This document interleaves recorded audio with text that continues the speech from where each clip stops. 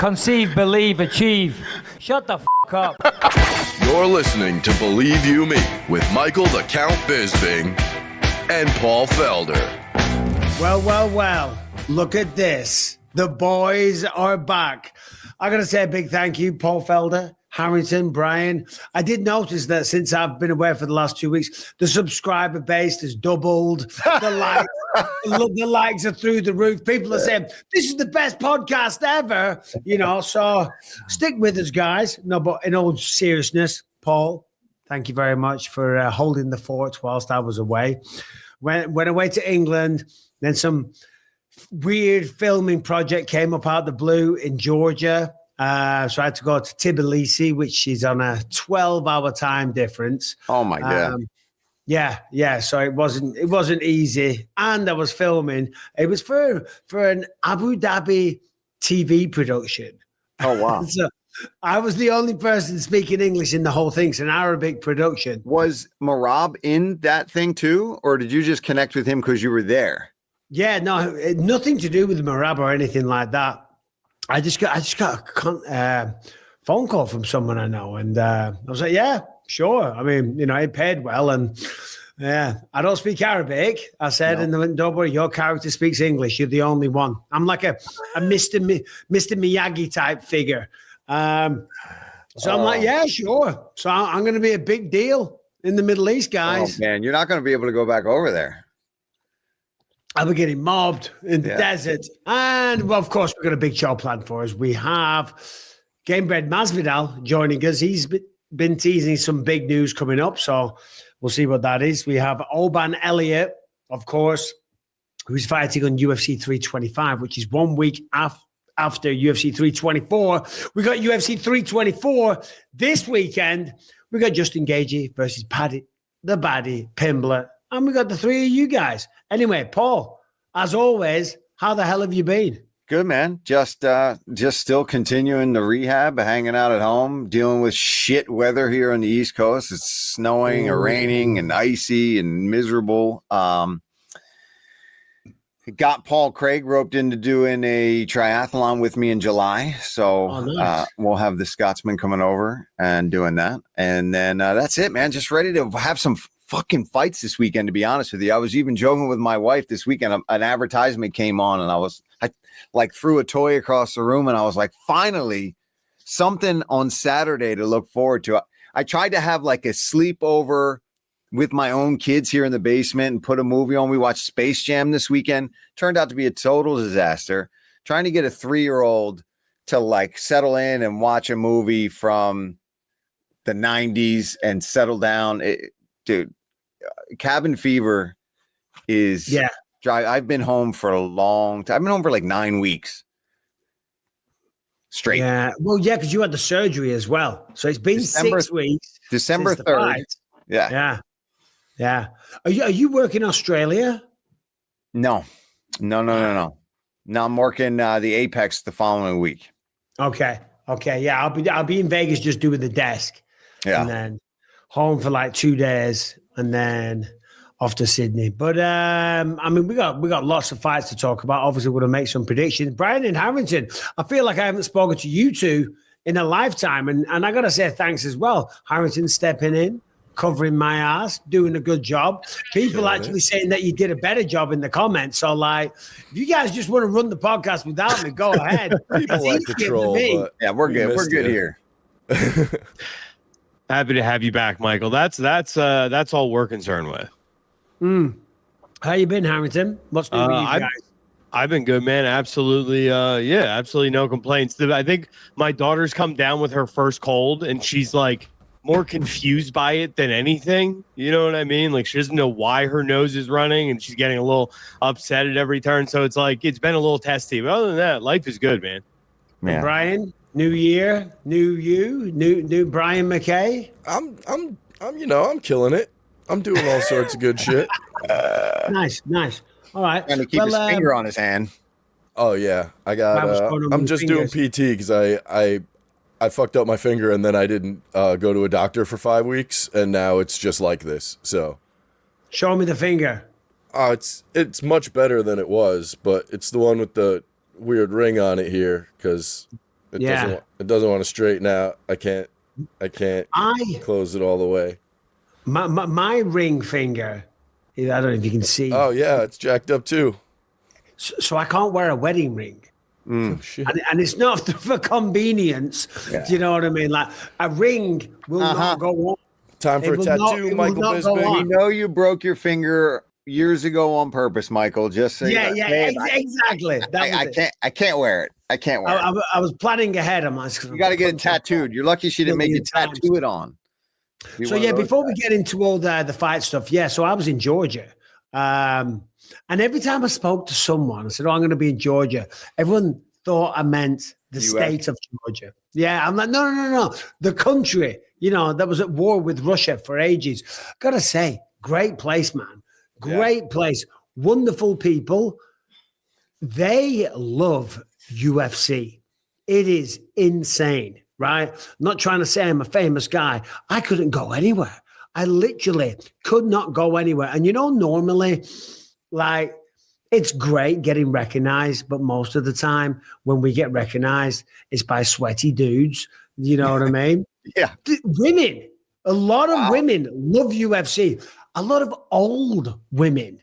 A lot of they were like stalking outside the hotel. Like they were like 60-year-old women. Oh, we love UFC, which was crazy. So they absolutely love it. I went to Marab's birthday party. So that was nice of him. Thanks, Marab. They love Marab and Ilya, of course. They got lovely hotels. The main streets going through the city, you want to see the Christmas lights and stuff. Holy shit. Because I landed there on a Wednesday night, Wednesday the 7th. And I was like, because Wednesday the 7th, Christmas is done. You know what I mean? Like it's past. New Year, it's over. The trees are down. I get there and I'm like, I go for a walk and I'm like, gee, the Christmas vibe is still really strong here. That's because their traditional Christmas day is January the 7th.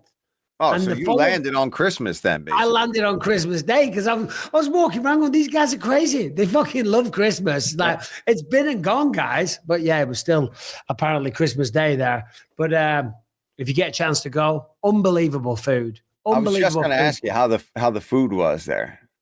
It was good? Mate, I swear to God. I didn't have a meal that wasn't amazing once. What was the style of food most of the time, or did they have a little bit of everything? Well, they had a little bit of everything. My favorite thing, to be fair, was an English dish, beef Wellington. In this one restaurant, they did a beef Wellington, which was just like, oh my God. But they're like traditional stuff. Everyone kept asking me to get the kinkali, which are dumplings, right? But bro, dumplings on the next level. They're unbelievable. Khachapuri, which is like a cheese bread, you know. And everywhere I went, everyone was like, have you tried the kinkali? Have you tried the khachapuri? And I was like, guys, relax. We got dumplings in England. We got cheesy bread in England. But to be fair, theirs is a little different and it is delicious and it is nice. And most of the time, because they were big UFC fans, I hardly spent a penny the whole time I was there. Every restaurant, the manager would come over and say, this is on us, Mr. Bisping. Oh, wow. Thank you for being here. I'm like, I'm never fucking leaving. I'm staying here. I'm staying here. I'm buying property. Yeah, exactly. Anyway, so thank you, Georgia, and thank you, Marab, and thank you, Paul. Where should we start with the MMA news? What do you think? I mean, I guess any announcements. I mean, I know a lot of people were kind of expecting even more announcements and bigger announcements coming when Dana was going to do that live thing, and obviously they announced Pyfer and Adesanya. I don't think a lot of people didn't see that one coming. I didn't see it coming, and I'm from Philly. I had not heard any rumors or anything like that from Joe or any of the guys of the team. Big chance for Joe Pyfer and kind of make or break for Adesanya. You know, you're starting to fight down in the rankings. You've lost a few. You haven't looked great as of late. And you get to fight yet another kind of young up and coming kid headlining Seattle. You work in Seattle? I don't think so, which I'm actually gutted about because I loved Seattle last year. But yeah, I think that says a lot about Izzy and his understanding of where he's at. I think that's an admittance. Is that a word? Admittance to himself. It's a realization, guys, that is like, all right, I'm not in the title picture. But I'll have a few fights. Maybe he can get back into the title picture. Maybe he knocks out Joe Pyfer in sensational fashion, get on a win streak and do it again. Or it's like, you know what? I've been there, done it. You know, you only get one peak. I defended the belt a number of times. He's got a legacy. He's made millions of dollars. I'll have a few more fights and ride off into the sunset. Regardless, whichever way around it is, right? The man's had a sensational career. But as you say, huge opportunity for Joe Pyfer. Yeah, and a chance at redemption for Joe too, right? He had a shot at a Apex main event against Hermanson, yeah. And looked good early and then faded and got taken into deep waters and didn't go his way. Well, now you've got an even bigger star, a guy with even more experience, a former champion and a headliner in a city, in a big city, in a big market in Seattle where you're headlining that thing, and you get a 5-round chance again against somebody who's been there a million times, who's fought 5 rounds, who's fought the decisions, who's been in wars. Now he can show, okay, I fixed the holes that were in my game. I've corrected all the mistakes that I made in that first shot at having a main event, and go out there and kind of show everybody, look, I am somebody that has the abilities and the cardio and the durability and the gamemanship to go 5 rounds and be in the title picture. And you beat somebody like Adesanya, you throw yourself way up there in the mix. And it's because I'm curious to see the strategy that Joe's going to bring. Joe's got some good wrestling. He's got really good grappling. We don't get to see it too often in his fights. But this would be a good opportunity for him to mix it up, get out Adesanya guessing, get on those legs, use a little wrestling, and then let that power go. I think obviously the big news is that Saturday is 3/24. It's on Paramount. Yeah. I've been watching some new shows. I forget what they're called now. But anyway, whatever show I've been putting on TV, on like the streaming services, it's starting. I don't know if you've seen it, like a new intro. It's like a commercial for the UFC on Paramount. Yeah, Sport. I've seen that. Yep. It's sick. And then it ends in like the stars in the circle. It goes from the octagon, 2 guys fighting. Then it comes up with that. And it's like, holy shit, man. Look at where the UFC's come. I'm watching whatever show it is. I think it was Landman. Yeah, Landman on Paramount. And then before every episode starts, it's advertising the UFC and stuff. So it's just a landmark event. But the big one for me is that the fights are starting an hour earlier, which I think is a genius move. Obviously, in California, it's not bad, 7 to 10. But even still, 10 o'clock, it's getting on. But for you guys on the East Coast, starting the main event at 10 and finishing at 1 a.m., you're going to be a hardcore fan to stay up to 1 a.m. to watch an event, especially if you're a family man, if you're a religious man and you got church, you got soccer games or whatever it is with the kids on Sunday, or your wife wants to do this and want to do that. It's like, no, I'm staying up till 1:30 watching bloody Islam Makhachev. They're like, oh, you ain't. We've got plans tomorrow. We're going on a country drive, dickhead. When I heard that they were moving it back an hour, I wish it was 2 hours, to be honest. I'd love it for the main card to start at 8 p.m., but I'll take 9. Just that hour, that 1 hour is a huge difference for everybody on the East Coast to be able to just get a little bit of sleep after these events. Because think about it, we got multiple title fights on some of these cards. We were supposed to have multiple title fights on this first one. Obviously, we lost the co-main event, and that just, man, if they both go 5 rounds, if you get some decisions on the early part of that main card, it just goes. And if it's an awesome card, it makes it easier. But sometimes, even if the fights are banging, man, it's just, I start to fall asleep. If I got up at 5:30 or 6 a.m. that day, I'm absolutely fucked by the time the main event is starting. I have fallen asleep in the middle of a main event, and it could be a back and forth war, and my body just shuts down. So I'm pumped. Yeah. I'm pumped for those 9 p.m. starts. Especially when Paul Felder's been out and he's done 27 miles on a bike and he's ran 33 miles. You've swam an ocean. You've climbed, Mount Kilimanjaro, all in a day's work. The hips coming back strong. Let me ask you, the events aren't going to be any short. Do you know this? They're not going to be shorter though, are they? No, Still I the was. same That's a time. good question too, because I was looking at some of the cards and some of the ones that I know I'm going to be scheduled to work in a few weeks, and no, there. It looks like some of them might still be like 11 or maybe 12. But I think Saturdays is 13 fights, which is pretty standard for pay-per-view. 13, 14, sometimes 12. Sometimes we've done 15 before, which is just. It's stretching it. But the one thing I will say about when it's 15, though, the research it can be brutal, right? The research can be brutal. But once the fights actually start, it's like there's no breaks. We have no fill time. We don't have to talk about 14 different things that are leading up in the next coming weeks. We just go next, because it's nothing to fill. Now, if it's a shorter card and there's a bunch of finishes, that's when me and you, if we're working together, we're talking about next week. We're talking about 3 weeks from now. So there's a little give and take on how many fights. Sometimes they'll be like, okay, we just had a first round finish. We haven't got many fights on. You're going to hype up the main event that's happening in 4 weeks. And you're like, who's the main event? Yeah. The worst is when it's not even the main event. If it's like, okay, you're going to hype up the prelims, Paul. And you're like, what? And there's names you haven't even seen yet. Maybe some kids coming off the Contender Series. You call it once, you're like, They're like, he got a knockout on the Contender last week. Hype him up because he's a big prospect. I didn't watch the Contender last week. I had a family thing. I'm like, shit. I love when they get in our ear too. Zach or somebody will be like, hey, did you see that fight? Do you know so-and-so? And you're like, he's like, all right, well, here's what happened. They kind of give you a little bit of guidance to get through it, because sometimes it's on the fly. There could be a 5-second knockout.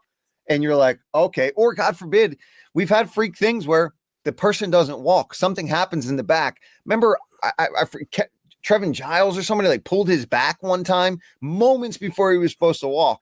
Well, then we got to talk about that. Then now we've got 15 to 25 minutes of TV time that's dead. Well, then were you there when Macy Barber never made the walk? No. Yeah, I was on that one. Main event. 30 minutes of airtime to fill. Macy Barber had a seizure or whatever it was. Main event's not happening. It was like, okay, here you go. You're hyping up the next 3 events, from prelims to the main card. First fight of the night, baby. Yeah.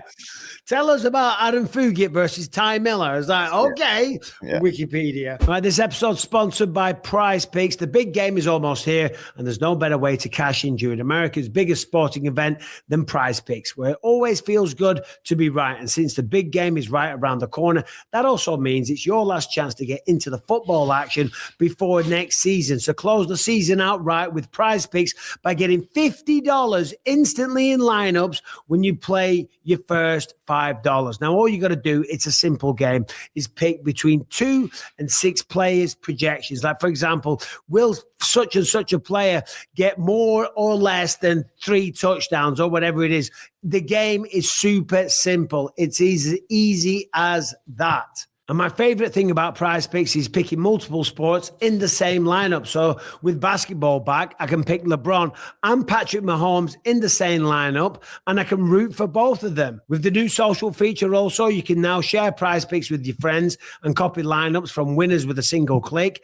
Copy lineups you like or just use them as inspiration for your own picks. You can even follow Prize Pick partners like us and tail or fade our picks with just 1 click. And by the way, Prize Picks now has early payouts. If your player gets off to a hot start, you now have the option to cash out those winnings before the game even finishes. One of the easiest games to play has got even better.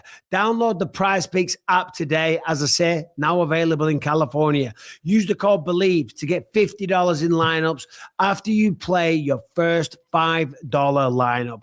That is code BELIEVE to get $50 in lineups after you play your first $5 lineup. Prize Picks. It's good to be right.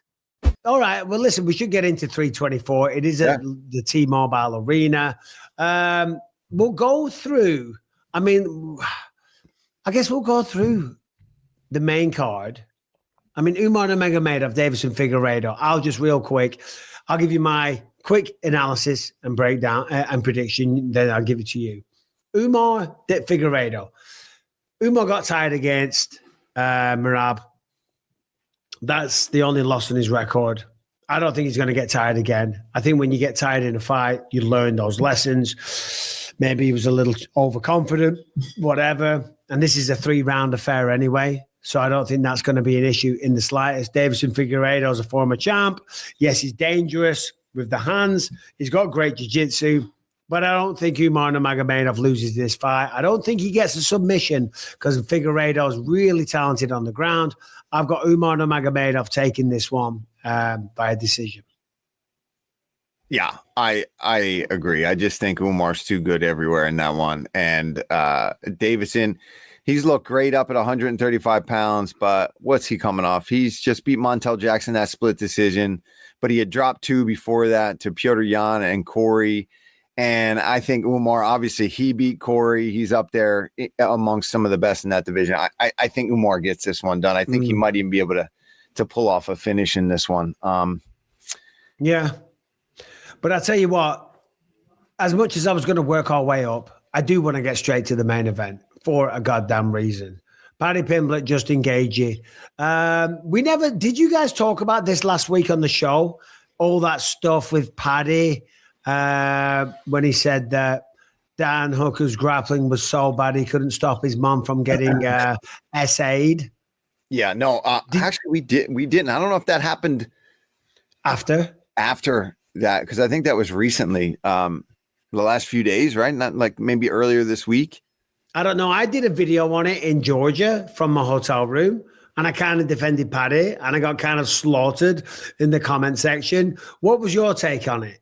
I think both guys went below the belt, to be honest. I mean, I think when you talk about someone's mom, even in a hypothetical, if you're talking about that type of situation, it's going to stir up some shit from the other guy. And then, of course, Dan, I agree. He went way too far with it as well. And the really shitty part of the whole situation to me is these are two guys that are not really destined to fight anytime soon. Obviously, Paddy's fighting for the interim belt. Dan's fighting again in a couple of weeks to try to get himself back into the win column. But he's even admitted himself after that loss to Arman, he doesn't really think that he's in the title picture. Whereas I think Paddy, being the younger guy and fighting somebody like Gaethje and on the rise, the only way they're hashing this one out is if they fight in the street, which, you know, yeah, you don't see that happen. But let me ask you, listen, what Dan Hooker said, and again, this isn't me being English bias or anything like that. What he said, it was clearly a disgusting comment. But in his mind, Paddy had, crossed the line, so to speak. So in Dan Hooker's mind, the gloves were off, and it's like, okay, you want to get personal like that, then two can play that game. However, I think he misread it. Now, we'll see what the panel thinks as well, or 4 of us, but like the northern sense of humor, right? And he was speaking to another English guy. And yet he didn't need to mention the mum. But all he was saying was that he doesn't think Dan Hooker can grapple, right? He never said anything about Dan Hooker's mum. But he did use his mum in the equation. Like, do you, am I, because a lot of people say I'm wrong in thinking that, know? I just know for me, and I know he was being hypothetical. He's not actually really referencing his mom, but for me, and how I am with my mom, like anytime my mom, ever since a little kid, that was immediate turn red. We're fist fighting when I was a kid until, you know what I mean? That was just like, you don't talk about my mom. I'm immediately mad and I go for the jugular. And I feel like that's exactly what Dan did. He said the nastiest, meanest thing that he could. Do I think it's right? No way. I think bringing up somebody's friend who committed suicide is way, way, way, way, way below the belt. But I do at least understand that he was real upset that his mom was being mentioned. But I get Paddy's thing too. From the outside looking in, I get that he's just making a joke about how bad his grappling is. And I just think both guys, shit talking goes too far. And hopefully, and I think Dan was a little bit upset too, because I think when they were having that back and forth for Dan's last fight, when Paddy was obviously in the crowd, and he was there supporting his teammates, and they were having that little back and forth, I feel like he kind of thought like, oh, we're boys. We're kind of like joking with each other. And then when he said that about him, I think it just took him off guard that, wow, you're going to say that about my fighting style and bring my mom into it. But saying that about his friend crossed a pretty big line in my opinion. Oh yeah. No. That's without question. But I give him a pass because at that stage the gloves were off. But you're right, because I'd never looked at it from that kind of through that lens. I think if somebody said a line like that and use my mum. Yeah. Because I get it standing on the outside. I've been around Scousers. I used to train in Liverpool, for crying out loud. You know what I mean? They are cutting bastards. They take the piss hard, man. Like if you're not from Liverpool and you're surrounded by a bunch of Scousers, and I'm pretty witty and I can hold my own, right? You would just get butchered in a room full of Scousers. Like you just, because I'm a woolly back to them. That's what they call us. Yeah. I'm from like the countryside. So I'm a woolly back. Shut up your wool, blah, blah, blah, blah, blah. And like, you just can't win an argument. Do you know what I mean? With a bunch of Scousers. You can't get overly upset because then you've lost right then and there too. Yeah. Mate, when I was locked up years ago, when I was in prison, when I was a kid for like 28 days, I was locked up with a bunch of Scousers. And it was the same thing. They were bullying the shit out of me in a joke, busting my balls, and I was getting upset. I was getting pissed off, and that just gave them even more. Do you know what I mean? Yeah, they're just going to go harder at you. They were having a fucking field day with me. They're like, "Oh, here he is! Look at him! Go on!" But you're right. If someone said that about my mom, I'd be like, What you say, you dickhead? You bringing my mom into this?" So yeah, but he turned it up to 1,000. You know what I mean? When he came back with that response, like he did. And I don't think they're ever going to be friends again. Nah, I don't think so. I think that one crosses the line. It's a shame they can't ever fight, but I just don't. But they might. You never know. You never know. Well, think about it. I said this on my video, so I don't want to repeat it for any double subscribers that we have. If Paddy loses to Gaethje, and it's a real possibility, this is not an easy fight by any stretch of the imagination. By no means. And Dan Hooker, whether he wins or loses against Benoit Saint-Denis the week after in Sydney, tell me you don't want to see Dan Hooker versus Paddy Pimblett if Pimblett loses. Dan's still ranked, like number 6? Something like that. And he's fighting Benoit Saint-Denis. If he wins, you can still make it. If he loses, they're both coming off losses. And they're both entertaining guys. So there is a possibility if Paddy Pimblett loses, and that's the big one, if they lose, because you want entertaining matchups, you want that history, you want that beef, you want that build-up. I mean, the biggest one was Khabib and Conor. Look at what that did, right? You know what I'm saying? So there is a potential. They're actually ranked one spot apart at the moment, Michael. Yeah. I didn't even realize that. That's what I'm saying. They could fight. They could. If Paddy loses. If Paddy wins, forget about it. It ain't gonna happen. Maybe sometime in the future if Paddy loses the belt or whatever. But if Gaethje's 4, Paddy's 5, Hooker's 6. Dan's fighting down the ranks, which makes sense. He's coming off a loss to Arman. He's got to fight number 8 in Benoit Saint-Denis. I mean, if he beats Benoit, yeah, you're right. Or even if he loses, if Dan, I think more importantly, you're right. If Dan wins and Paddy loses, you're right. That's a good bounce back fight. It's written in the stars now, baby. We called it here on BYM. Well, I called it last week in Georgia. And the fights are happening a week apart. Yeah. So if Paddy loses, and we're gonna talk about that fight in just a second. If Paddy loses, if I'm Dan Hooker and I get on that microphone, I'm coming out with the best speech. You want to talk about my mom, right? You just got your ass whooped last week by Justin Gaethje. Now face me. Put your money where your mouth is. You want to talk about my mother? I'm going to make you pay, you little pussy boy. Justin Gaethje did this, did that. I'm going to finish you off. And blah, blah, blah. You know what I'm saying? Like, you could talk some crazy shit. And that fight very, very, very possibly could happen. Yeah. Anyway, does it happen? Because Justin Gaethje is a dangerous man.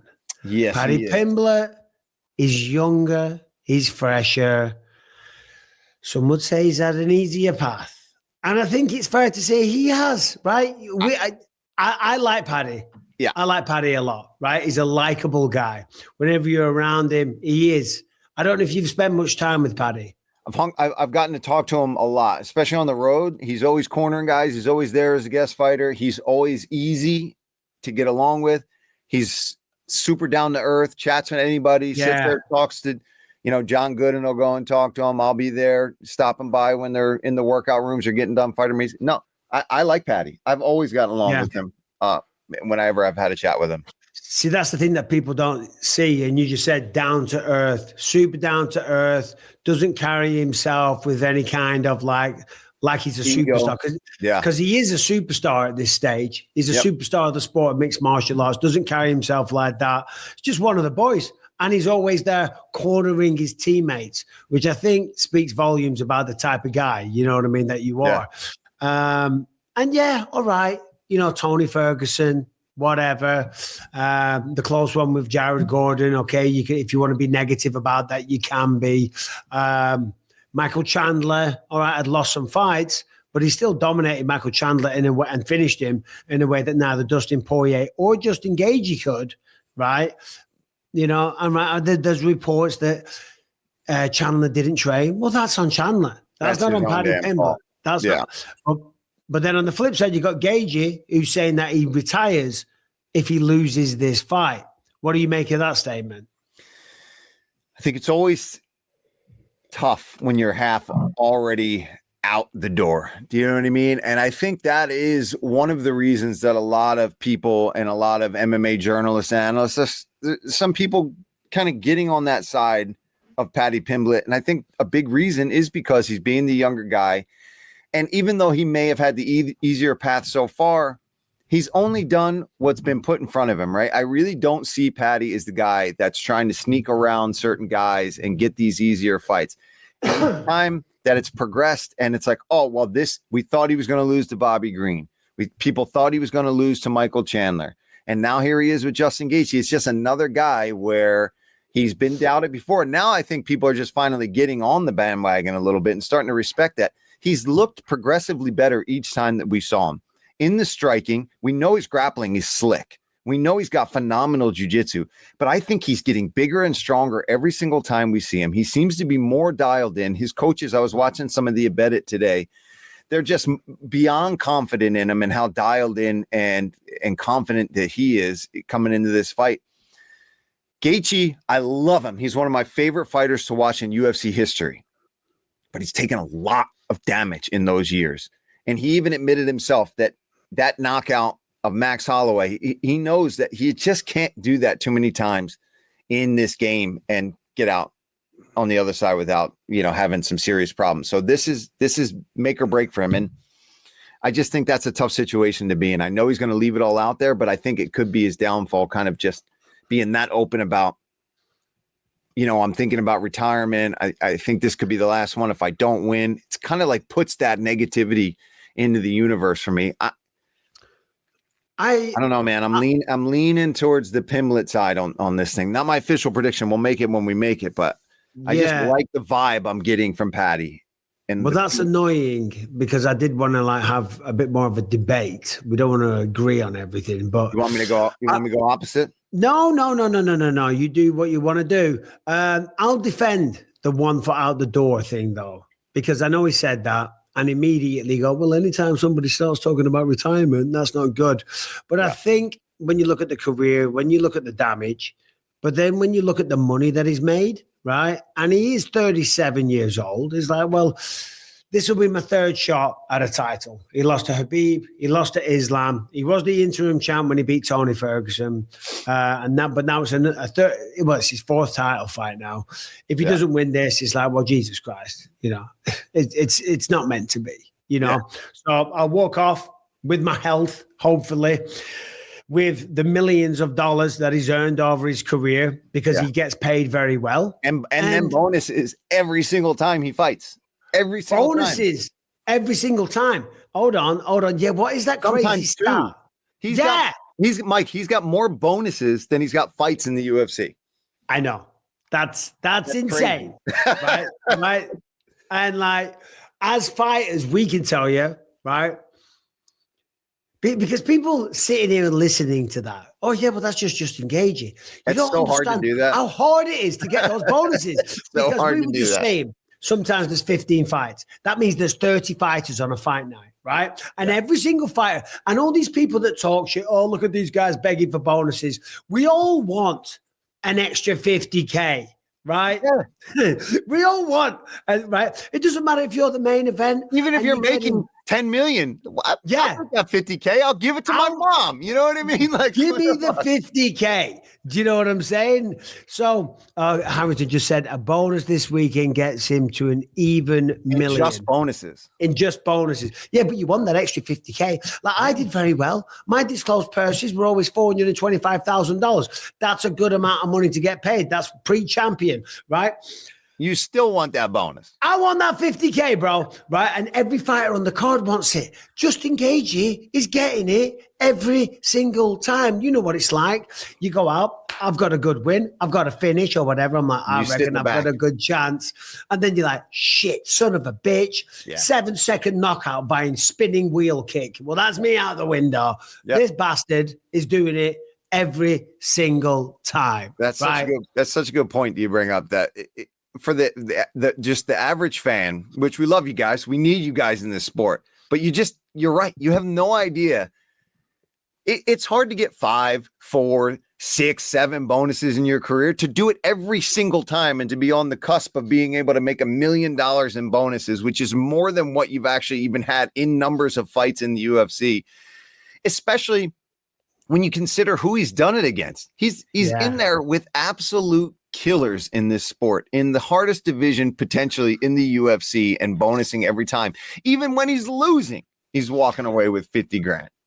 Now, obviously, it's easy to, when you're talking about Justin Gaethje, it's easy to look at last year when he got faceplant knocked out against Max Holloway and go, writing's on the wall here. And it wasn't just that he lost via knockout.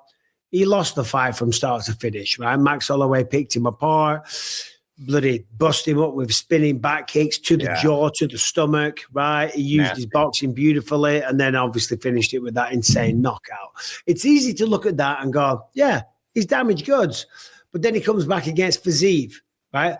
Didn't get the knockout, but he did drop him on a couple of occasions, did look good, did stand in the pocket and trade, and this is Fiziev. And Fiziev is one of the best strikers. One of the best kickboxers in the division. You know? Yeah.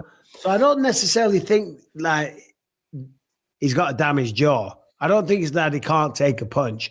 No. But he has got a lot of miles on the clock. Yeah. And Paddy finds a way somehow to win. He's very opportunistic. I mean, look at when Bobby Green shot in for whatever goddamn reason. He chose to shoot in like an idiot, right?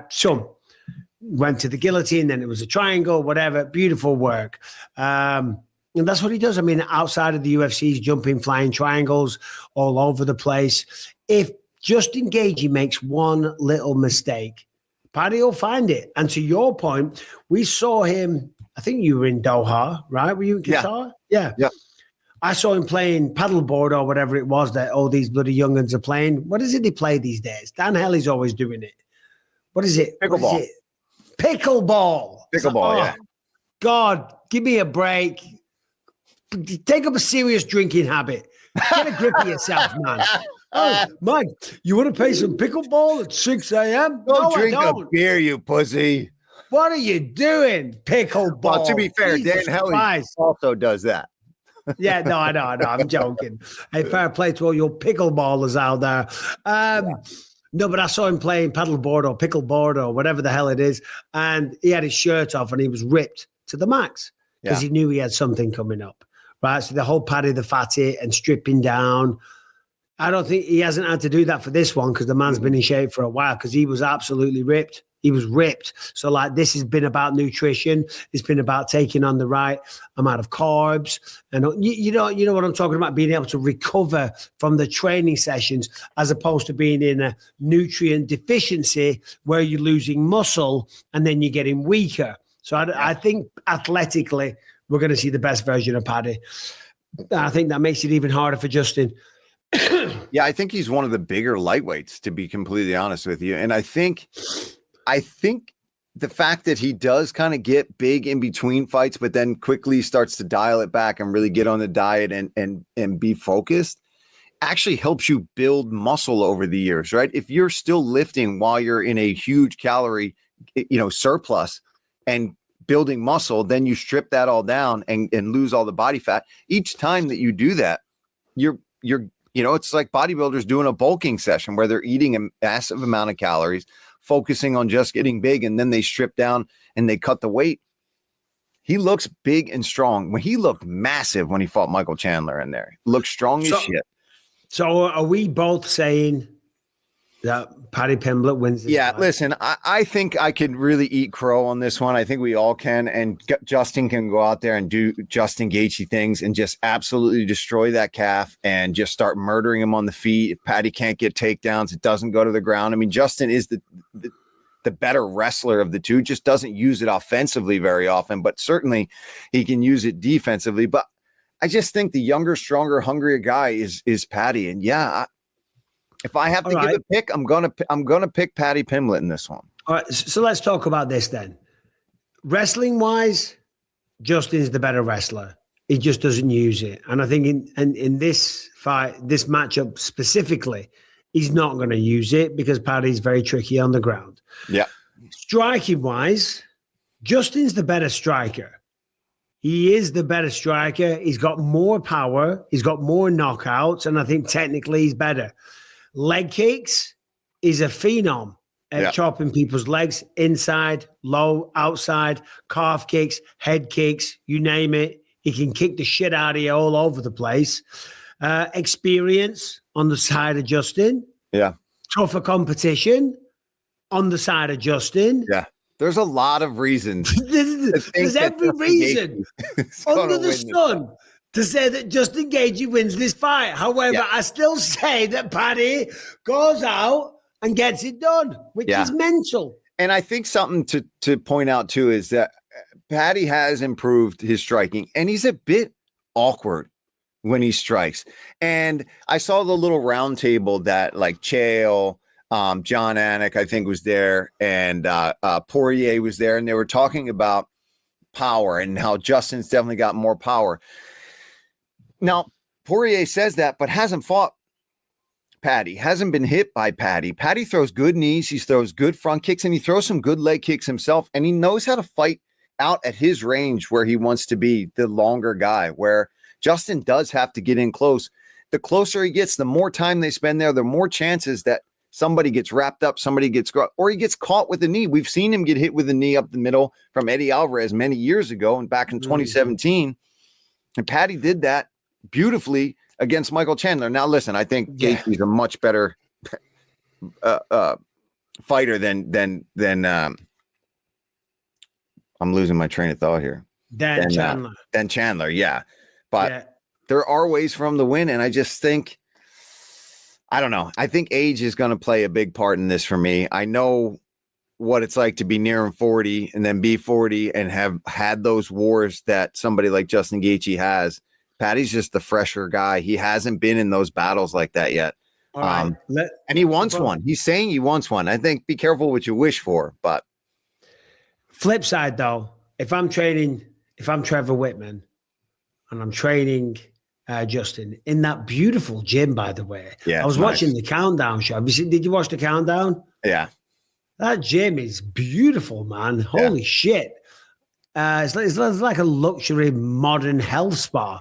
Yeah, they got just that little like half octagon type situation going on there. All the heavy bags, like neon lights and shit. Yeah. Geez, it's better than the shit places I trained. Now let me tell you. You and me both. Bloody rain coming through the ceiling. Dude's gym was always leaking. We were in a basement underneath like a restaurant and a bank, and it was always just our toes would be frozen in winter. It was ice on the sheets. Anyway, if I'm Trevor Whitman in that world-class gym, which I guarantee he's got heating as well. It's simple. Go forward, cut off the cage, back him up against the fence. Because I think if Paddy fights him in the pocket, it's dangerous for Paddy, right? Justin Gaethje is better in the pocket. Look at the uppercuts that he has. Look at the hooks that he has. Just the all-round power. I think if he can force Paddy into a situation where it's a boxing match in the pocket, Justin Gaethje wins that. But I still think, having said all of that, and we'll throw it to Brian and Harrington to have a think about something quick and insightful and poignant that you're going to say, and a prediction. I think he's going to find an opportunity at some stage throughout 5 rounds, and Paddy gets a submission, because that's when Justin, he's lost to Khabib by submission, Islam by submission, Oliveira by submission. You know, yeah. I think Paddy's going to catch him. Brady, Brian, get in here. Brady, right now, who wins this fight? I think you're right, Mike. I think Paddy's going to catch him at some point and scramble on his back and probably choke him towards the end of the fight. Is Harrington seen to baby Aura? Harrington's sitting there with his adult glasses on like an adult.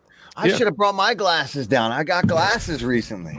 Oh man, that's so nice. It definitely makes me look mature and very smart. Erudite, some say. Erudite. My wife. I'm asking my wife. Bring my glasses down. We're all just wearing glasses. All right, fine. Oh, get him on, Brian. Oh, hell yeah. Hey, lads, in honor, who do you think wins this fight, lads? Right, Harrington, you're the only one so far. Brian's got the baddie, right? Paul's got the baddie. I think Paddy La goes out there and fucking smokes him, mate. Who you saying this fight, La? Listen, man, lightning can't strike 4 times. I don't think he's going to get submitted once again in the biggest, the next biggest fight in his life. Yeah, I mean, in all seriousness, I think Paddy knows there's a lot more of this game ahead of him than I think Justin feels like his back is against the wall. Paddy, I mean, look. Dude, if 3 years ago, if I told you these two were getting matched up, you're taking Justin Gaethje 10 times out of 10. All day. 2 years ago, saying up until he got knocked out by Max Holloway, you're taking Justin Gaethje in this fight 10 times out of 10. Paddy hasn't done enough with his resume of guys that he's beaten up to this point to tell me he's now past Justin Gaethje, all because of that Max Holloway knockout. We saw how Justin responded, came back stronger than ever in his last fight out. And it's like, look, if this was Gaethje versus Ilya, I think I would be siding with he's on his way out, 1 foot out the door. I just don't think Paddy's resume is there to pick him against somebody where we've seen it with Justin Gaethje. Dude, and I don't disagree with anything that you said. And these are all valid points. And I think Paul and I even touched on this. It's still Justin Gaethje. He still looked great against Fiziev. He still took shots off Fiziev and then threw them back and dropped him. I don't think he's damaged goods. I've just got a feeling, call it written in the stars, call it conceive, believe, achieve, call it manifestation, right? I've just got a feeling. And because Justin's the better wrestler. He's the better striker, the better competition, more experience, all that shit we've said. So I don't want to repeat myself. I've just got a hunch, a feeling that Paddy's going to do it. That's it.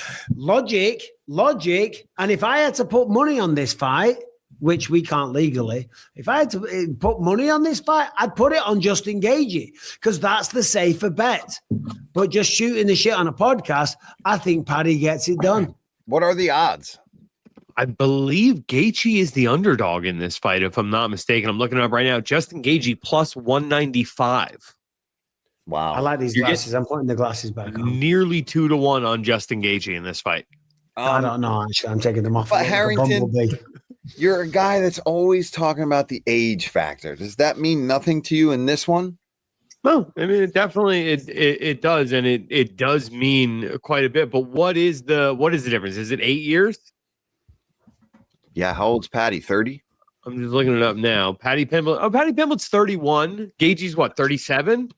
Yeah, 37, 31, but 31 31, you're in your prime. 31, you got your man strength. 31, like you've got the realization. You've hit your prime, and mentally as well. And even though he's had that slow roll through the UFC, and he fought Luigi Vendramini and Jordan Levitt. Jordan Levitt is a good jiu-jitsu guy. Paddy tapped him out and then teabagged him, for crying out loud. You know what I'm saying? Right? And he did the little funky dance and all the rest of the shit that he does. Right? Now he's on that win streak. It's just confirmation that everything you're doing is getting better and better. He's got a good team. He's got high-level jiu-jitsu. He's got the wherewithal. He's got the confidence. He beat Michael Chandler. I don't, but I can see a world where Justin Gaethje knocks him out, jumps on top of the octagon, does a backflip into the thing, and maybe blows his knees out because he is 37. Could you imagine? Okay. Can you imagine he knocks him out and then he blows his knees out because he flipped off the cage? I'm going to make one more case that is maybe out of left field, and you can call me crazy. When the UFC came into the Fox deal, Cain Velasquez was supposed to be the heavyweight of the next generation. He's the guy who took out Brock Lesnar. He's gonna, pump this into the stratosphere. First big show on Fox after the NFC Championship game. Junior Dos Santos knocks him out inside of a round. On the first show on ESPN, TJ Dillashaw was being paid an incredible amount of money to drop down to 125 and kill the flyweight division until Henry Cejudo embarrassed him in the opening there. I think Paddy Pimblett winning this fight is better for business, for sure, to set up the Ilya fight. And what's better for business doesn't typically happen on the first show on the new TV provider. Yeah.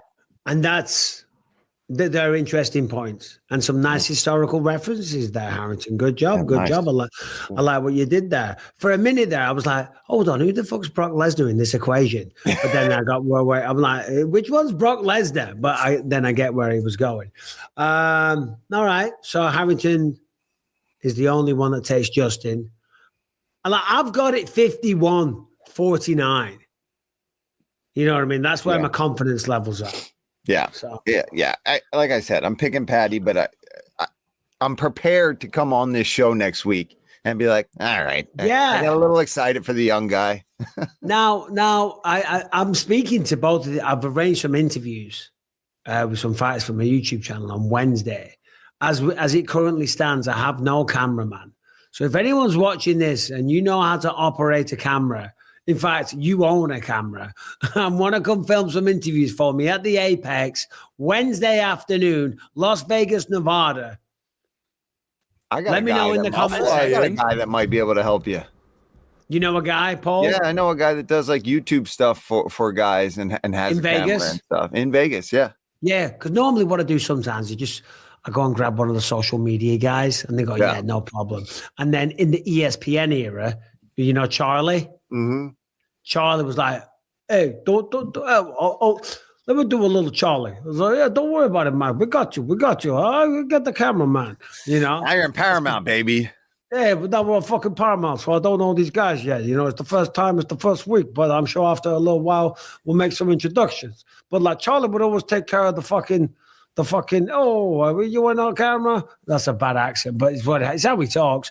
So I need a fucking cameraman. So Paul will talk off air. Yeah. All right. If you're a dog lover, listen up because Better Wild are here to help you and help your dog. I've got 2 dogs. Harry, we love him, but his breath absolutely stinks. Ford, he's great. He's always scratching away like crazy because, well, dogs always have a lot of allergies and they like to have treats as well. They're always begging for something. So now I can give them a treat whilst fixing their problems. I can give them a chew for Harry whilst it fixes his bad breath because Better Wild has all kinds of supplements, all kinds of treats, and they're all designed to help something. I use Better Wild Allergy Relief Soft Chews, a supplement designed to support your pet allergies defense system by strengthening their digestion. They're actually the first and only chews with ancestral advantage wolf probiotics derived from your dog's mighty ancestor, the wolf, that help restore a healthy balance of good bacteria in the gut.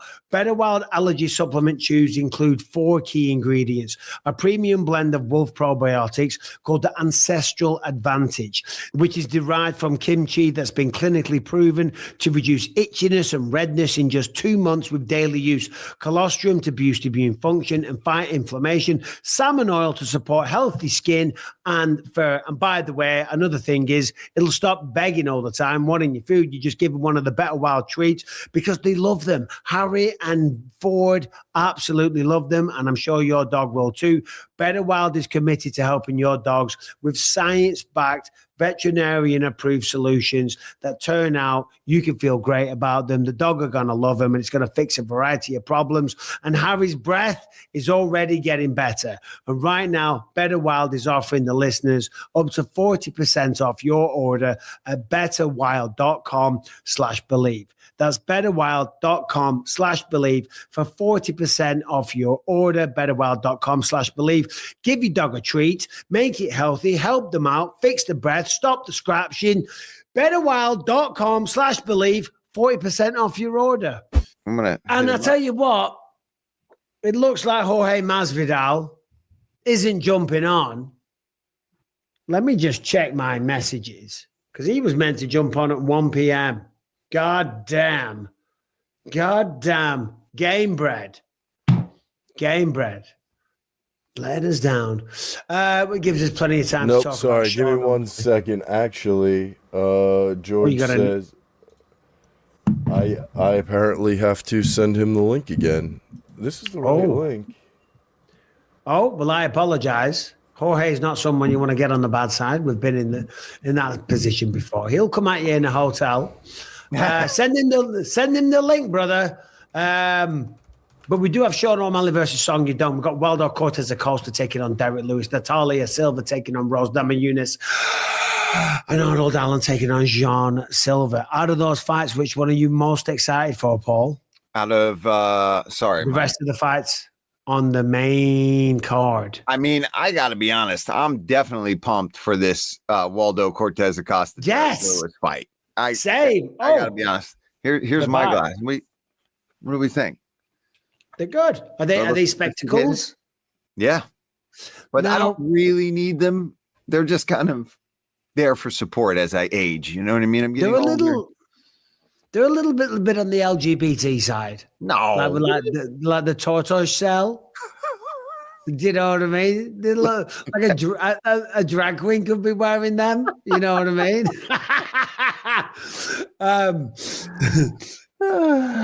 They're nice. Michael, you don't know how I identify. Hey, but listen, it says me with these bloody things on. Yeah. What do we got going on there? Yeah. Yeah, dude, out of all of those, don't get me wrong, it's great to see Sean O'Malley coming back and Song Yadong. That's going to be a sick fight. But Cortez Acosta, Derek Lewis. Did you hear what Michael said about my glasses? The knockout king. Don't bring the LGBTQ plus side of things. Christine disagrees. Yeah, no. I'd say I think they're very nice spectacles. Let's ask this person's opinion. I know. Who we got here? Little Stella. Oh, look at that. She's growing. What's up, Jorge? What's up, brother? Hey. This is Paul's latest edition. Sorry, we got Masvidal. Hey. Ask Jorge what he thinks of the glasses. No, he won't say. He won't say they look. Jorge, what do you think of Paul's glasses? Intellectual man. Michael said they're a little LGBTQ plus Masvidal. Nah. No way. Chael Sonnen got them transparent yellow. He looks like he's in transition. Hold on, Michael, put yours on then, Mike. Every time I see him, I tell him, bro, and he fucking hates it, bro. He looks like he's transition for facts. Yeah. Oh dear. Well, more power to him. Jorge, what's going on, brother? How you been? Good, brother, chilling. I'm not gonna lie. Took a second to get into that stream yard, bro. That shit's complicated, bro. Yeah, I was literally just talking shit. I'm like, well, it looks like Jorge's ditched us, but never mind. We got a lot to talk about. Bro, the technology's not my strong suit with these things sometimes, brother. But yeah, we got a lot to talk about, man. Shit. Y'all got checks in already? Y'all got them checks already? What checks? Oh. Yeah. We got the checks. You think I'm wearing a wire or something, Mike? Tell nobody. We got the checks, bro. We got the checks. I like these checks. Mine took a minute, though. They held out. They made me wait. They made me sweat. Put a bunch of letters, a bunch of things. I finally got that check, but it took a minute. Hey. I was the same way. I was freaking out because Paul had his. Everyone else I spoke to, they all had theirs. And I'm like, guys, there's a reason I probably got mine earlier. It wasn't on the same value of the other checks, I'm sure. So I don't know. I know some people that got big checks early on too, way bigger than mine, and they got this early on. So I was like, all right, this is good. It's moving. And then it came to a standstill. Was nobody getting nothing? Yeah, I was like, I've been screwed, man. I was messaging the guy going, bro, what's going on? But anyway, Jorge, last time I saw you, I don't know if we spoke since. It was in a boxing ring. It was in the Honda Center, California, against Nate Diaz. Hell of a fight. Not just saying it because you're sitting here. I thought you won that fight. I mean, You were many. bro, but regardless, what a sick fight, man. And what an event. That place was packed to the rafters. It was great atmosphere, unbelievable performance. What have you been doing since then? Chasing the money, because this motherfucker filed all types of shit. You know what I'm saying? They didn't pay me, so I had to chase him in arbitration, beat him there, chase him in court, beat him there. So now we still going at it. So since that fight, and I say this so no other fighters get duped, because I had seen that he was trying to sign Ryan Garcia to his promotion. And before I couldn't talk about it legally. Now I can. Like, this dude's no good, you know. Fan meal, if you hear about them, go like this to them, because there are a lot of people money, not just me. Ask Nate Diaz, you know. Ask people, you know, several people in the game money. And it's not cool. So I always like to just put a blast on promoters like that and just be able to say how it is, you know. So anything to do with fan meal, everybody, just know, you've been warned. So I've been chasing for the money. And they owe me a lot of money, so I've been investing a lot on lawyers, brother. I'm not going to lie. Because now if you go there and you whoop someone's ass to get your money, you get in trouble. What? Yeah, Why? yeah. You owe me money. You should get your ass whooped for free and then still pay me. But now if you do that, you get in trouble. So what I got to do? I got to hire a lawyer. And it's just like a fight. We can't come with no bullshit. If we're going to come correct or don't come at all. Didn't I hear, though, that you got awarded $20 million? No, 5.3. Well, 5.3, 20, whatever. You got your 5.3, but you got to collect it. Got to collect it. So that's going to cost, that's an investment, you know. I'm already in, I don't know, like 150 on the lawyer and shit, man. You know, it's going to cost a little bit more. But whatever, I'm here. I'm also hard-headed. Just because I know it'll drive this motherfucker insane. I worked. I went 8. It was supposed to be 3 months in Las Vegas. I ended up going 8 months away from my kids. I would see them every 2-3 weeks. But usually I do my camps out of Miami, Florida. I drive to Coconut Creek, 1 hour there, 1 hour back. I get to see my kids every day. I get to be with my family, my father. I left all of it for Vegas for the chance to do this. And the camp got extended for about 8 months. Brother, you got to pay. You can't just walk away. Mike just said it. We sold out. You know what I'm saying? We did great numbers online as well. And, you know, it's not fair, bro. People got to get paid, man. Well, Jorge, what's in the works right now, too? Because I've seen some stuff on social media. I've seen you talking about Conor McGregor. I know that you know that White House card is on the horizon coming this summer. And I'm sure you would love to be a part of that. Is that in the cards? Is that something that's been discussed, or is it just all fun? And what's going on? And whatever you can say, obviously. It's definitely in the atmosphere. You know, the atmosphere. Definitely in the atmosphere.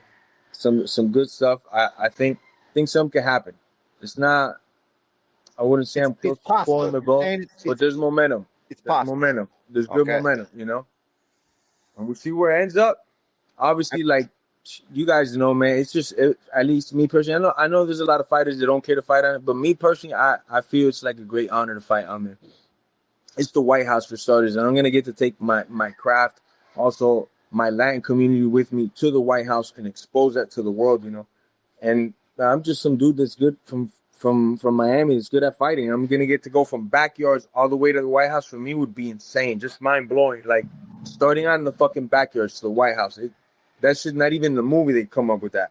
So for me, it'd be a great honor, man. And whether it's fucking that leprechaun rumored that everybody's hearing or it's King Kong, I don't give a fuck, brother. Mike, if my mom comes out of retirement, I'll fight her too.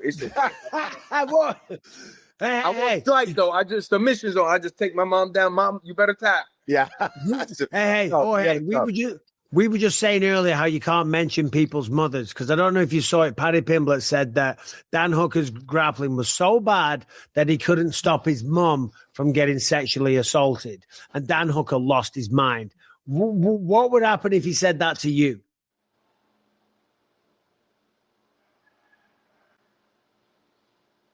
You know, Mike, rarely do I do this, but I'm going to just say I plead the fifth. Okay. Yeah. You don't want to incriminate yourself. Or you can look. I'll be honest with you. You can't say that. You shouldn't say that. You know. And I don't know. I don't even want to touch on the subject, but I don't know if that did or didn't happen with Dan Hooker's mother. So no matter which way it is that gets said, that's dude. That's not like right. Is that exactly how I said it? Yeah. No. Nothing happened to Dan Hooker's mom. It was just a bad joke. He was just trying to be funny. You know what I'm saying? You're trying to say like you're so bad at grappling you couldn't stop your mom from getting. Exactly. It was just a bad joke. Anyway, so we do know that Dana said that Dan Chandler is out the picture. It's old news. That was 2 years ago. We do know that you have been a staunch supporter of Donald Trump. We know that you've been at the rallies. We know that you are the owner of the fastest knockout in the UFC history. We do know that you have a manager that's on very, very good terms with the UFC. You were always a big draw for the company. So without saying too much, like what have these conversations looked like? Has there been conversations? Is there wheels in motion? Is there decisions being made? What are we saying, Jorge? I'll tell you this much. I got Ali over there in Vegas putting in the FaceTime with Dana and Hunter. And not the FaceTime app one. I'm talking about the real FaceTime. He's in their face. He's in their face. He's making his presence known. And, you know, you got a lot to talk about. And I'm one of those subjects. And it's happening very organic, very natural. Maybe like a month ago, there wasn't so much conversation on that topic and a strong conversation as we're hearing now, you know. So I just pray to God. I leave it in God's hands that whatever it be, it's amazing. And obviously my will is that I'm on the White House card. That's what I would love to do. Execute somebody for America right there for the skills on display. It was supposed to be on July 4th, but it's still a celebration for July 4th. I heard Ann Trump's birthday, so it's going to be amazing, man. I mean, dude, to me, like when I saw the rumblings of that on social media and things like that, it wasn't something I had thought of maybe 6 months ago. But now that I'm hearing it talked about and we've got you on and we're talking to you, it makes sense. It's a fight that had been talked about a while ago, right? Weren't you and Connor kind of going back and forth? He's been out of the UFC for a while. You've been out of the UFC. It makes sense to me. We need star power, right? We need some big fights to be happening on that card. And I don't know, man. I'm hoping for you there because I'd like to see that fucking fight. And plus,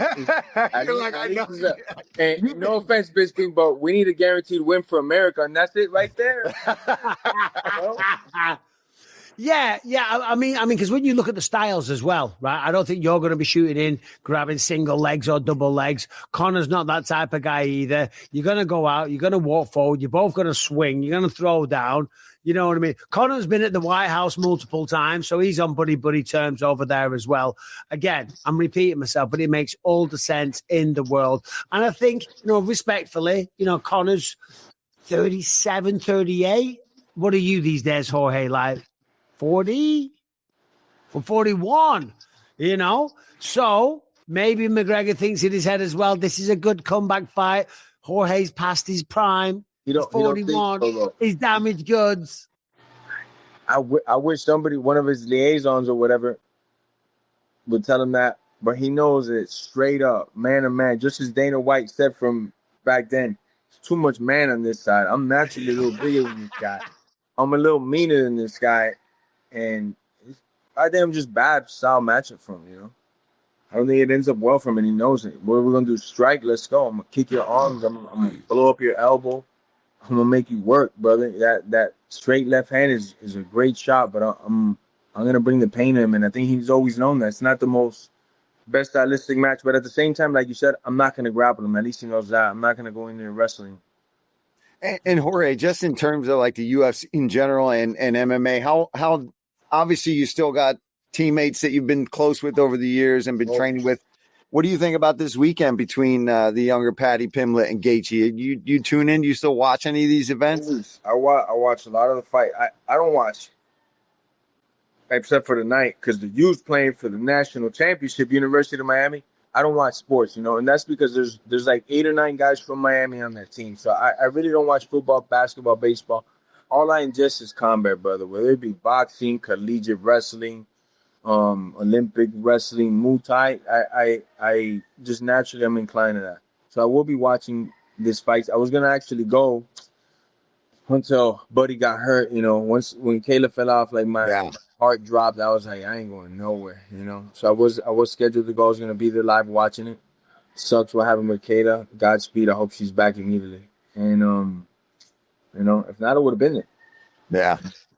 But what do you think about that between Paddy and Justin? Because we were saying earlier, like when you look at Justin, he's got more power. He's got the better boxing. He's got the wrestling. He doesn't choose to use it.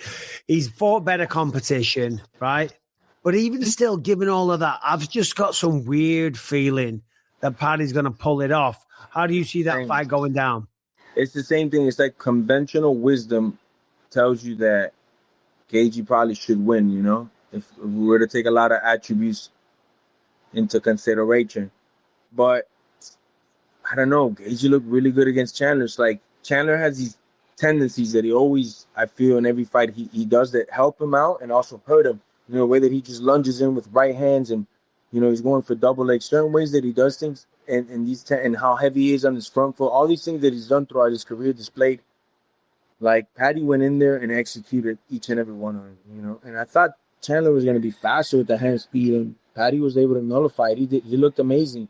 I kind of feel the same with Gaethje. Gaethje has a lot of bad tendencies. He's been doing it for years.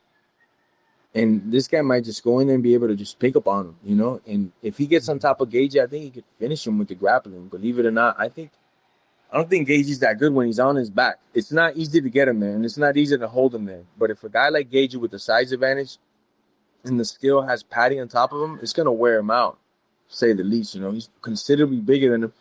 And if he takes your back or if he's in a decent position, I mean, he could grapple. He holds his own very well. So if he could score that takedown early on, I think that'll be a huge indicator. I'm going to put my money on Paddy, man, believe it or not. My money on Paddy. That's where me and Michael are right now, too. And like you said, it's like everything, when you go through the stats and think about them and what they're good at, you kind of talk yourself into Gaethje. But it seems like a lot of us have this feeling that, especially that Chandler fight, like you talked about, he did that just seamlessly. And I think that his striking is a little awkward. It's not the prettiest, but he gets it done. He landed that beautiful knee. And Gaethje, what does he do a lot when he is in tight boxing? He likes to dip his head. He got spinning back kick. He got spinning back kick from Max because of that, right? And I think those are traps that Paddy and the team will be looking for.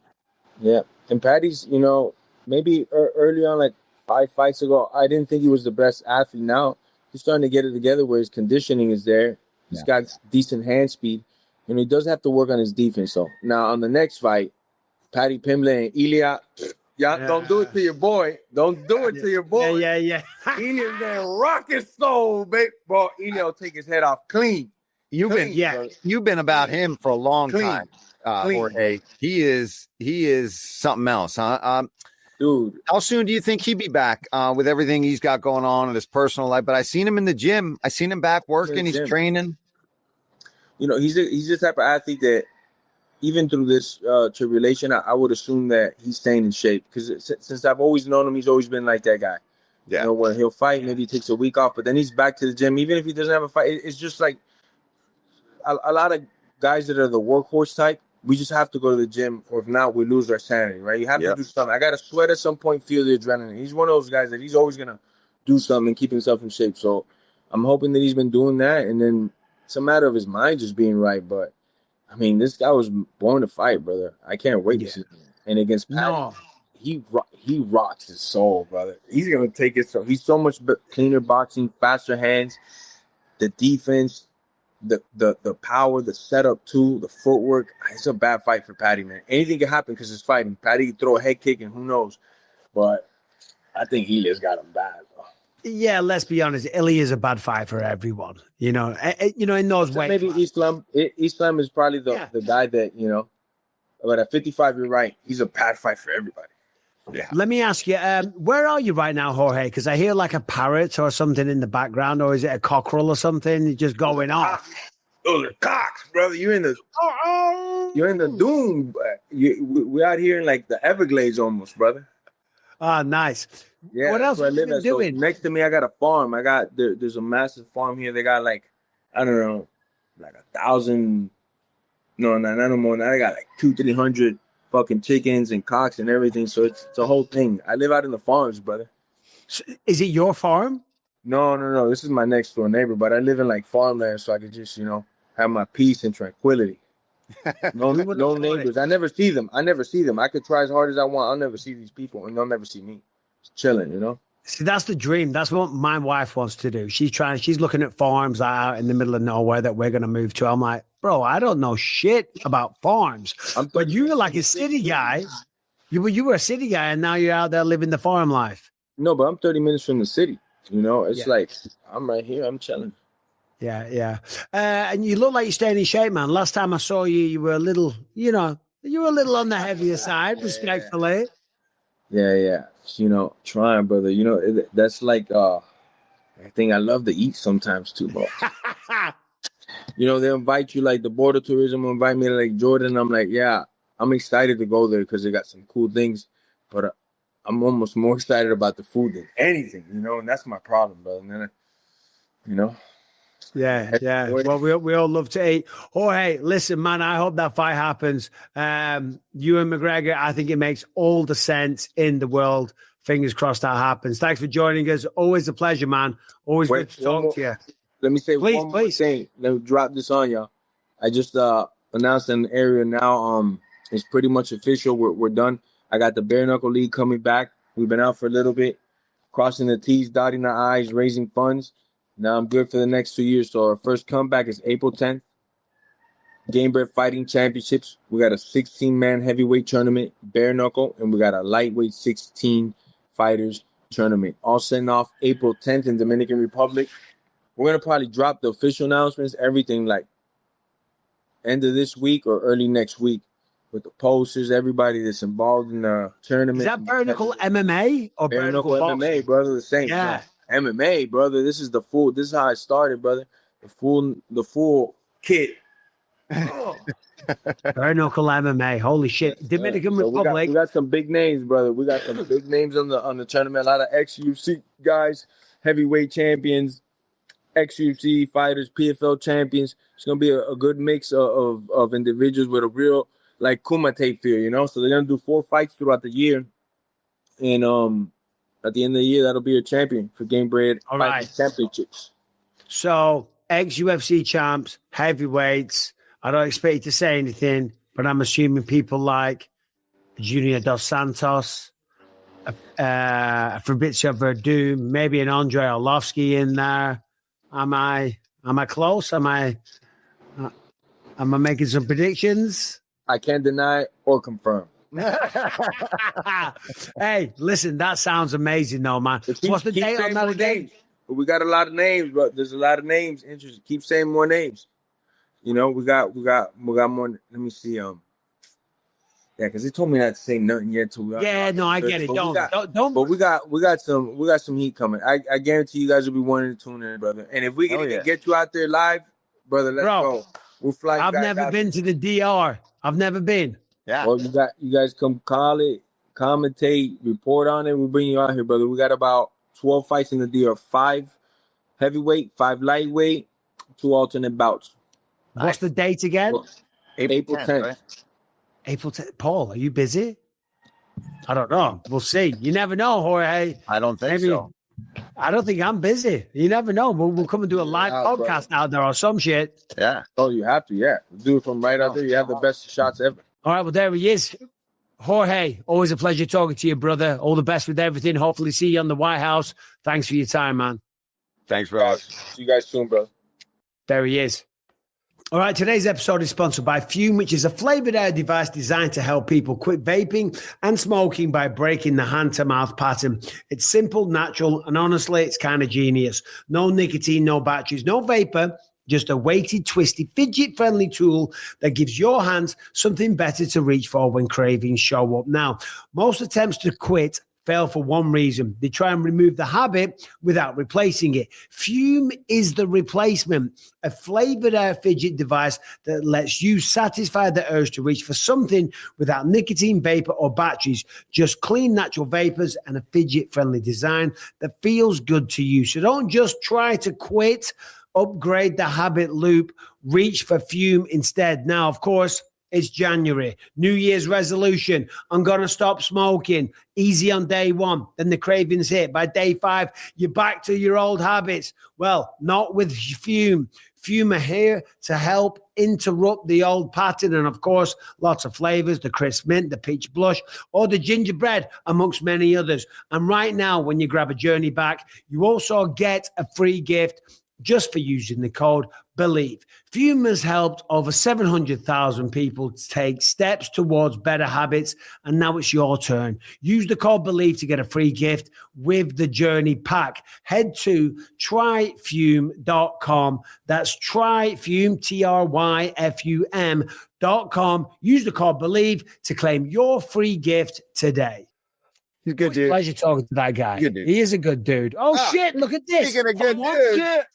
From one good dude, from one gangster to another gangster, looking like you're doing your best Bohemian Rhapsody cover.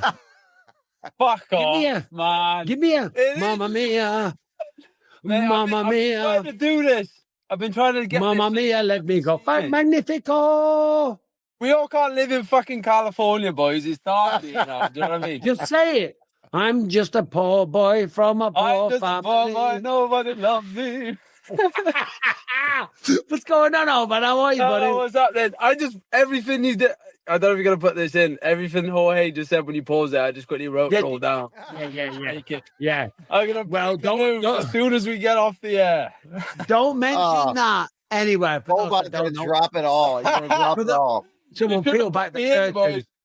We just paused. We just paused it there, and Jorge just gave us a bit of breaking news. Yeah, I watched it, and I fucking wrote it all down. Yeah.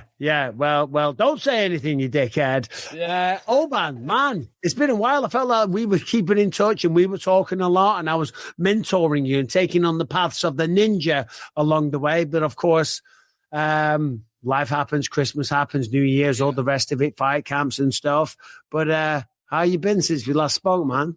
Yeah, good, mate. I'm fucking just ready to. It's been a bit fucking tricky last year, but I've got in the best possible place mentally, physically, I think. I've never took it, so I didn't think I could take it any more seriously, but things happen and you've kind of evolved. I just think I'm in the best possible place I can be now. So things are going good. I can't wait for what's to come. I can't wait to fucking fight this cunt either. Do you know what I mean? Yeah. Well, you. Well, I was just going to say, I just remember speaking to you directly after that all went down and, feeling like maybe people aren't believing you or not understanding. I saw you and we spoke a lot, and holy shit, you were sick as a goddamn dog. The fact that you're even able to move around was pretty bad. How hard was that to kind of get over and battle those demons of wanting to just say fuck off to everybody, but also just putting that to the side and focusing on getting better like you've been doing? Yeah, like you said, the only reason I come downstairs is because I was in the room reading all this stuff. And my brother was like, don't go down. And I was like, I'm fucking going down. I'm going to fucking say something now. This is wrong. But when you say about what went down. Hold on, Oban. Just for people listening, I'm just going to give them some context. So you're talking about in Baku after you lost your last. In Perth. Oh, sorry, Perth. Pardon me. Against Seok Ko. Right. Yeah, the issue. My last fight was Seok Ko in Baku, but what Paul's got talking about is in Perth when I come down with pneumonia and all the fucking Australians saying I was full of shit. Oh, sorry. So I'm glad you said this because I don't even know what you're talking about. So no one else knows. So so you had a fight lined up in Perth. You got sick, so then you had to pull out. So you were seeing online that everyone was talking shit. So sorry, pardon me, Paul. Sorry, Oban. Yeah. No, again, That's sound. So that and my opponent was talking shit. So I was like, I'm gonna go down and see him. I saw him, and he sat there on the fucking settee and didn't say a word. And I was just sat there waiting for it to happen. You know what I mean? And then I saw Paul. Off? Mate, I was you know, you talk on the fucking internet and then you're quiet as a fucking mouse to my face. Do you know what I mean? What we doing here? It's not like I'm not in the same hotel as him. Go and find out for your fucking self if you think I'm full of shit. I said that, and then the day after, when he eventually mustered up the courage to come and say something, he said, we spoke about it, and I said, roles reverse, you fly to the UK. I'm not sitting in my fucking hotel room like a dickhead talking shit on the internet. I'd say, what room are you in? I'll come and see you now. But anyway, that happened. I saw you in the lobby there, and when you said how was it to overcome that, I just addressed it once and for all and moved on. You know what I mean? Yeah. And I just said something. Probably shouldn't. Everyone was like, today's newspapers. No, yesterday's something about chip papers. You know this saying, Bisping, surely. Today's newspapers are yesterday's or tomorrow's chip papers. Is that? Yeah, right? Exactly. Yes. Yeah, Well, the reason being, for anyone that's not British, in the old school days at the fish and chip shops, you got your chips rolled up in newspapers. Yeah, that's it. Yeah. So I addressed it once and for all, and then it was a bit of a road to get fit again. Fuck me, it was rough. It took me. So that was the end of September, probably middle of November. Was I be able to feel fit, sparring, training? You know, it was tough. It was hard work. It was. So you had pneumonia? Yeah. Michael, How does a young like my dad is in hospital right now? Well, anybody can get pneumonia. You just get an infection. Yeah, so he probably had a bad chest infection, innit? Yeah. So I do look like fucking Bohemian Rhapsody now, boys. Fucking hell, I got to move it. You do, but it's okay. It's all good. It's all good. Yeah. Who else? Darren Till loves a good nighttime FaceTime whilst doing the podcast. So you got that in common, right? So you had pneumonia. You pulled out because you shit your pants. We know the truth, Oban. You were terrified. You pulled out. Dude, Mike, he was like getting coughing shit out in front of me and showing it. I was like, bro, there's no fucking way you could have fought. He was a mess. And then I was checking in on him on Instagram and stuff. And yeah, you were feeling it for a while, man. Yeah, I couldn't believe it. I thought it was just gonna. Because when I went out there, I didn't feel the best at all. But I just thought, I've got a bit of a cold. It's no big deal. But I get to Australia, it's a lot warmer than it is here. So I thought, fuck it, it'll just run its course. I didn't think anything of it. But fuck me, was I wrong? Couldn't believe it. Yeah. Well, fuck it. I mean, I'm not. I didn't spend time worrying about it. I just wanted to get.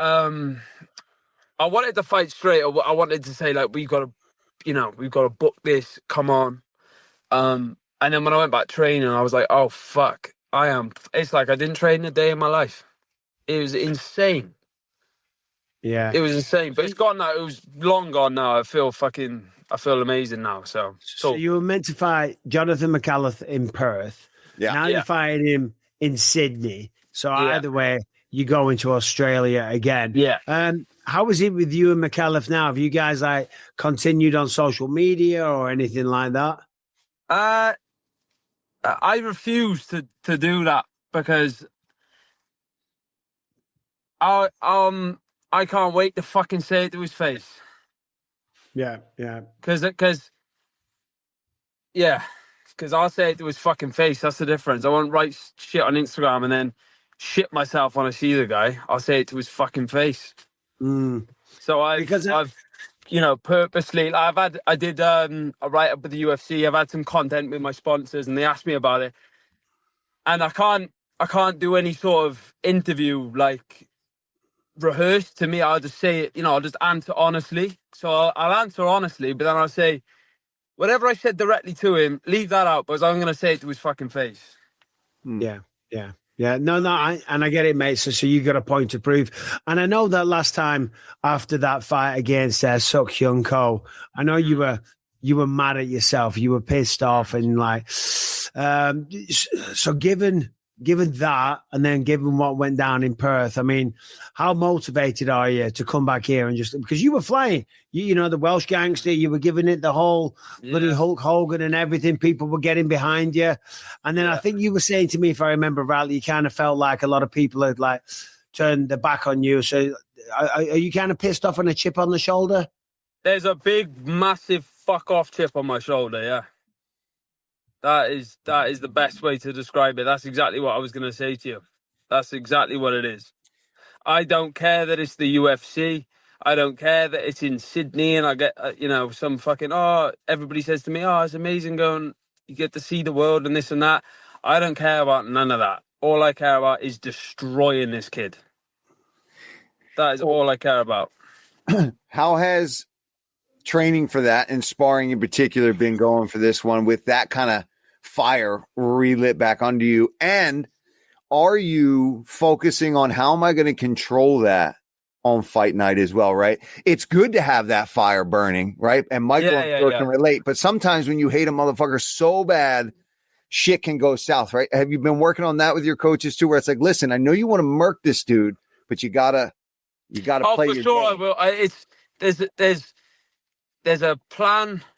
Like my strategy for this fight is like there's a plan for me wanting to kill him and how to control that. There's a plan for him taking me down and how to deal with that. There's a plan for him fucking booting me in the body and booting me in the head and how to deal with that. There's the whole strategy is taking all of these things into consideration. And I'm talking to you boys, honestly, because I think the world of you. You're two fucking legends, right? You're two friends of mine. So I'm just saying it as it is here. But when it comes down to the fucking task at hand, my emotions will... You wouldn't be able to tell if I loved the guy or hated the guy. I'm just going to go out there and I know exactly what I'm going to fucking do to the cunt as well. Yeah, I mean, obviously, I'm commentating the fight, so like I've got to keep it impartial. But what I would say is, Oban, is that, and I say this to everyone, don't overcomplicate it in your mind. Of course, you have a strategy. You have scenarios for every possible scenario. But at the end of the day, when it starts, it's still just a fight. You know what I mean? And of course, and what will be will be. Yeah, for sure. No, I said that in like almost like an analogy. It's I prepared like just like it is a normal fight. Like when I'm on the mat, I'm not. I think it's just immature to go and it's rookie behavior going in and look like people say, see red, go skits. Yeah. Nah, I'm not gonna do that. I'm gonna go out and fight and fight the guy like a professional. But I will not fucking hesitate either. You know what I mean?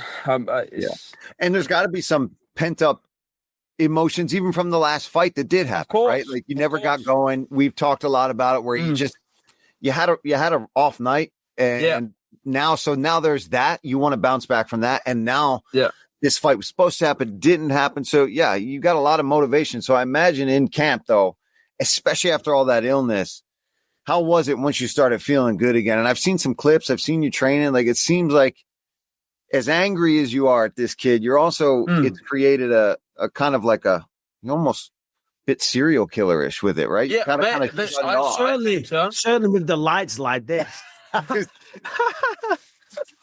I like it. Yeah, fucking right. I'm in an undisclosed location. How else do you stalk the people you're going to kill, Michael, if you can't have much lighting on? So Oban's got to be discreet here. No, mysterious. I thought that I didn't think he'd say Bohemian Rhapsody, but I think he said something about the fucking light because I saw it. I thought, fucking hell, this is going to have to do. What the fuck? With the like, it's just another fight, but when you put all the factors that have gone into it, it's made me I can't explain it. Me personally, like fucking out. When you said I was flying, I was went 3-0 in the UFC in my first year, but I think me then compared to now, like, who was that? It was like a little boy who didn't know anything in my opinion compared to myself now. I'm just preparing. I'm just fucking so locked in on my mission to what I'm going to do to the guy. It's almost like, I can't explain it. I just know exactly what I'm gonna do when I get in there with him, and I'll show the fucking truth. I'll show the truth of it all. You know. Yeah, it sounds like you're really frustrated. A, with what happened in Australia. B, with what happened in Baku. Because I know we were talking quite a bit, and you were saying like, you know, was you were asking if I was having similar feelings because you were like kind of having imposter syndrome that all of a sudden in like the small town where you're from, like famous all of a sudden, and how do you deal with that and stuff, you know? And it's just a natural, it's just a natural journey. It's just a natural path. As big as this sport is, when you have success, people are going to get to know you. And there's good and bad on both sides. And when you lose a fight, people are going to talk shit, whereas a lot of people are going to understand and they're going to kiss your ass when you win fights. You just got to ignore all of that stuff, right? Train, show the best version of yourself, be healthy, but try and not be too, because I can see it. I can feel and sense the frustration in you, man. Like, you know, we're talking about this. But we're talking about this. You know, I honestly, like, I can't. I'm excited in a weird way. It's not like I'm. Fucking hell. I'm more just chomping at the bit, you know what I mean? Chomping at the fucking bit. I've had one fight in 2025. I'm used to fighting 3 times a year, so that's bad enough. I'm coming off a loss. That adds a little bit of extra fucking on top. And then what happened last time with it being postponed and everything, it's just, I'm just so like, I can't explain it. What are your thoughts on going to Australia 2 times in a row? Fucking is what it is. I got to fucking settle this. So you ever been to Sydney? No, I've never been to Sydney. No, mate, you're gonna love it. Sydney is the shit. Yeah. I've heard that. I've heard some of the boys who've been. They say it's the best city in the world. Well, funny enough, Ockpay said it. Martin Ockpay said, it's the best city in the world. Yeah. You tell Martin I say hello. He's the top lad. But the good news is for me to get to Sydney, it's a direct flight. I leave it. Of course, yeah. You come down from fucking hell. I leave at like 11 o'clock at night. I might take something to help me sleep. I wake up in Sydney, right? For you got to go via Abu Dhabi or Dubai or Hong Kong and change planes and this and that and all the other. It's a bit of a shit show for you. Yeah, I'm going out Wednesday. I was going to ask when you were going. Yeah. Yeah. Wednesday. So just to get over all that, and I feel like the plane last time fucked me up as well. I don't know if I caught something on the plane on top of you know what I mean? I don't know.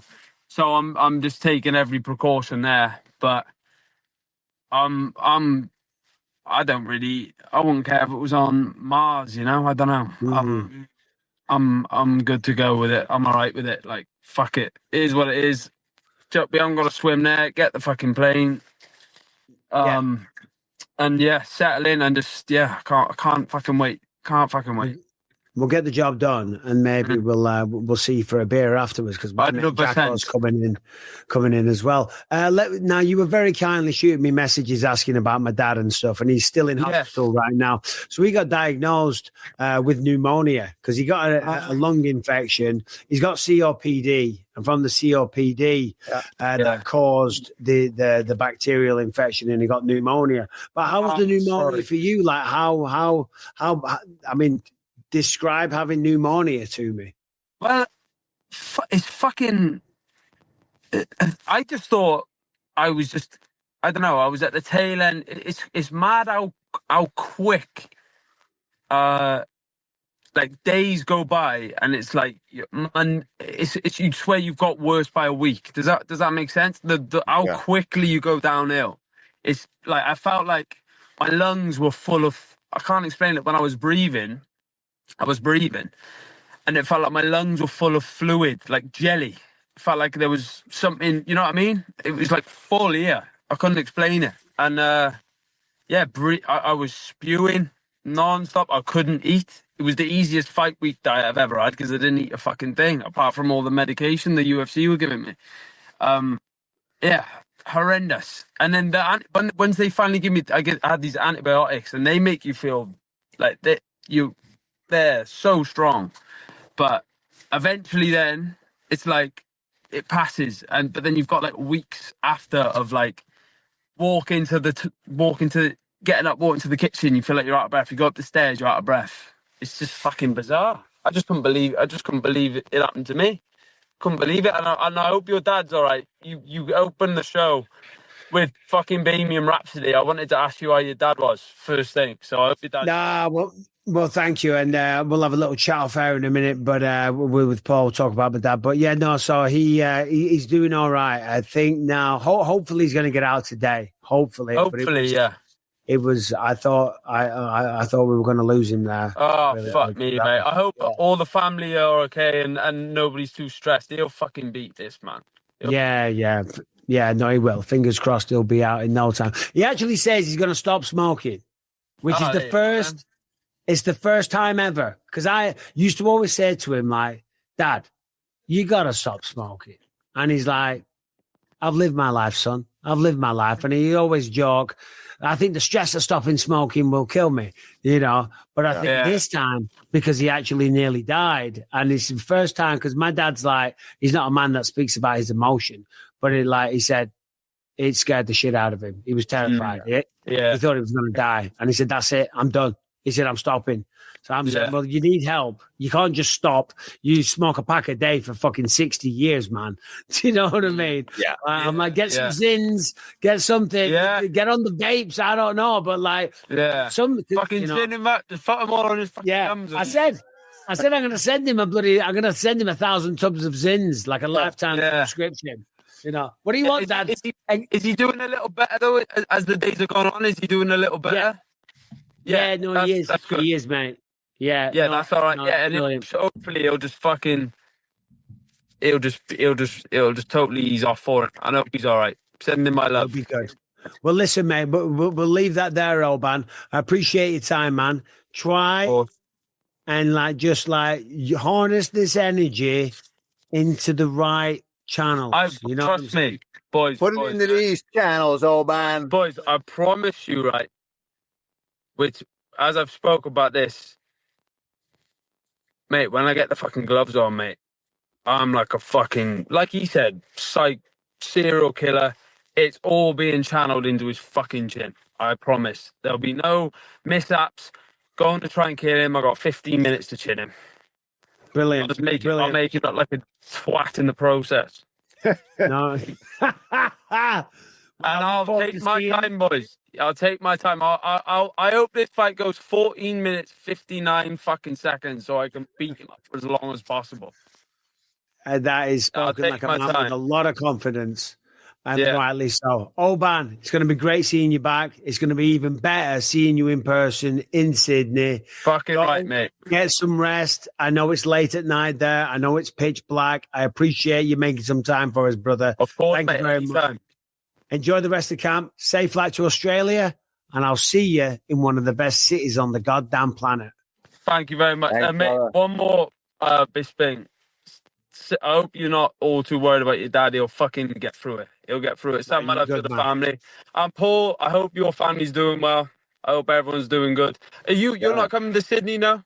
No, I'm not. I'll be watching your ass on TV. I get to yell at the screen and not have to be unbiased. So yeah, fucking right, mate. That's the way.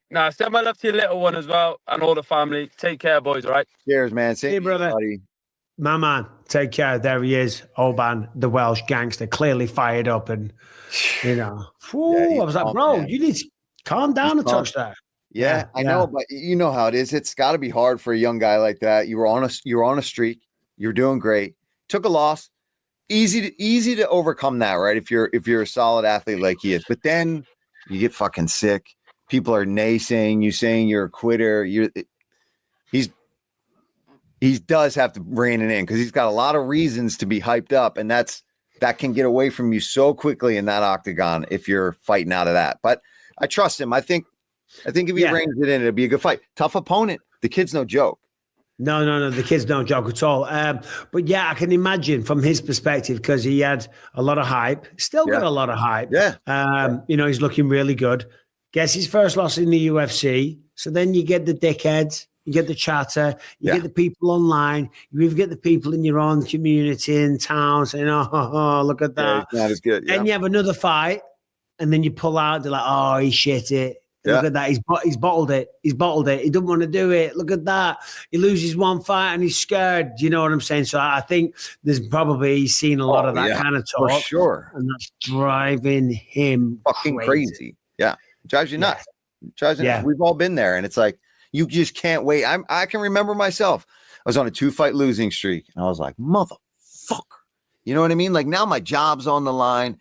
And his isn't, right? But you know how it is. Like you lose one, then you have to pull out because you're super sick. You start thinking like, fuck, but you're only one big performance go. If he does what he says he's going to do and you go to Sydney and you do that, you're right back in the mix. And you know, Oban, he'll jump on that mic and start going all pro wrestler on us and flexing on the mic and doing all that shit. So the man's a born entertainer and he's a phenomenal fighter, but you know, may the best man win. Of course, I'm calling the fight.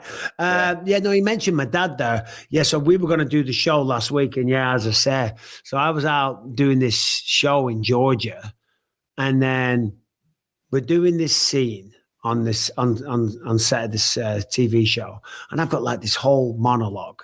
There's a fair bit of, it was like 3 or 4 minutes of nonstop talking. I'm like trying to remember my lines and giving this whole speech about fighting and this and that and yada, yada, yada. And I got it all down and I've nailed it.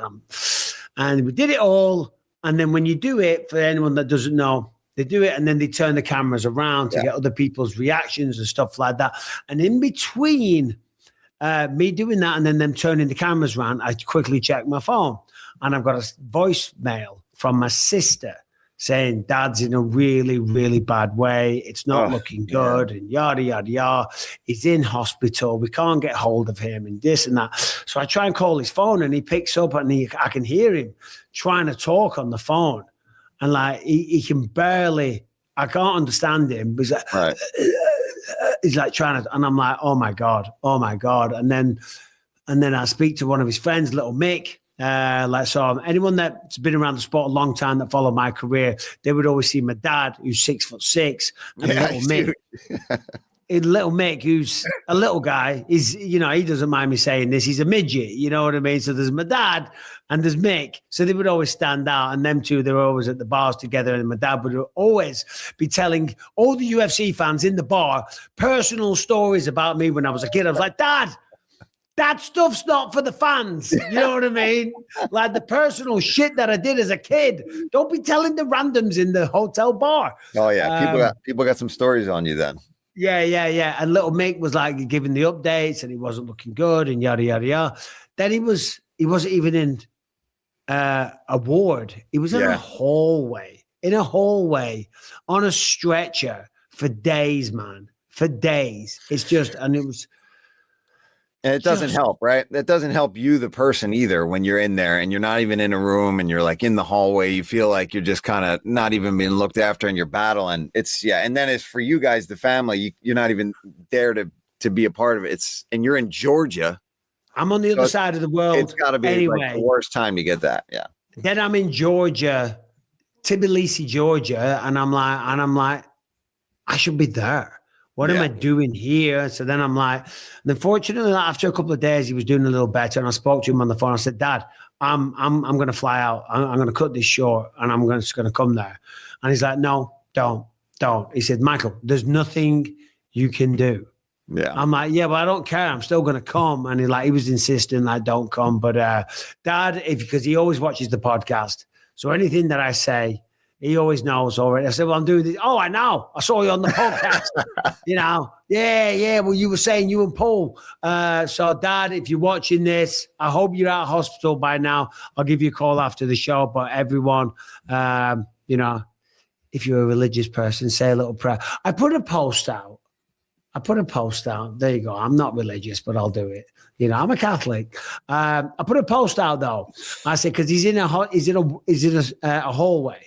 Yeah. I said, so I'm just putting this out there. So he has some, you know, if you know my dad, wish him good luck and all the rest. So he has something to read. Yeah. You know what I mean? Yeah. And some little prick in the comments, like, why would you even post this? I'm like, because I said, dickhead.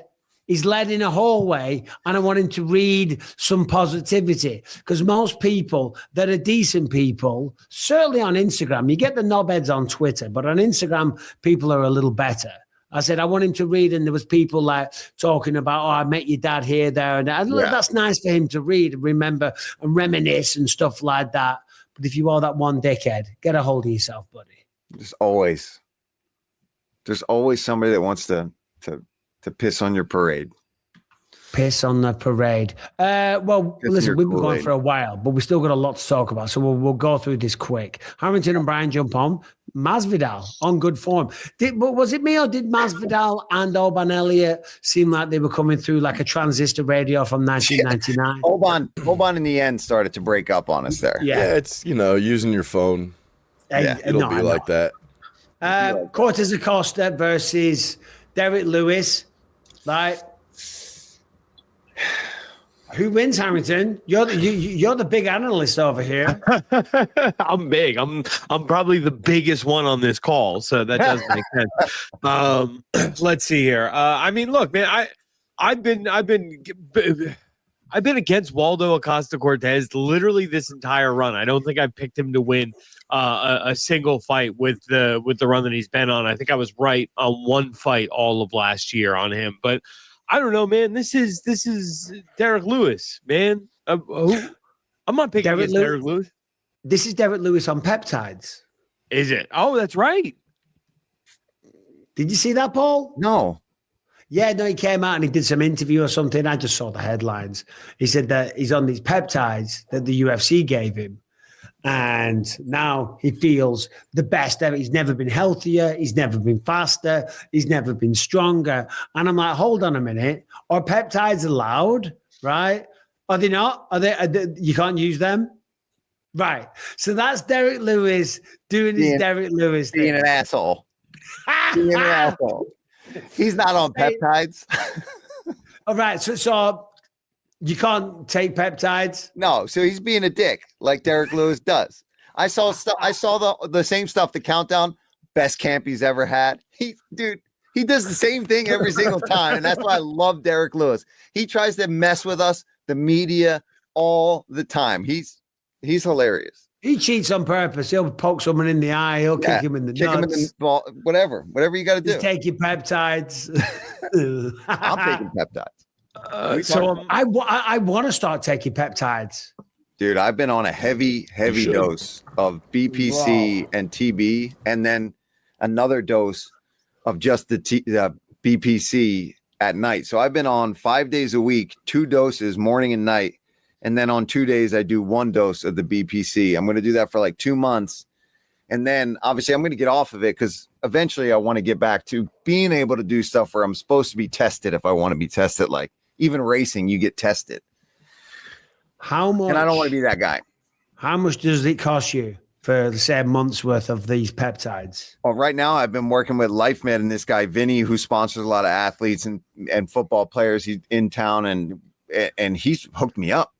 Oh, well, if anyone wants to hook up a 46-year-old, there's no way you're not going to get somebody that wants to hook you up to take their peptides. There's no way. Yeah, no, I know. I've actually got a. But dude, I like it. I think for you, Mike, I think it's a really good idea for you. I need to. I'm going to get peptide in. I'm going to peptide it up to the max. Say, a lot of these companies give peptides to former athletes. Nobody's seeing what peptides can do to podcast producers. So if anybody wants to really make a statement in that market, hit me up. But I will say this, that I did see something on Instagram, and granted, Instagram, take it with a grain of salt, because peptide companies are popping up all over the show. Yeah, you got to be careful who you're going to work with. Yeah. There's like lead in them and all sorts. There's a lot of ones that are like, there's a lot of bullshit in them. If they're from an unreputable company. All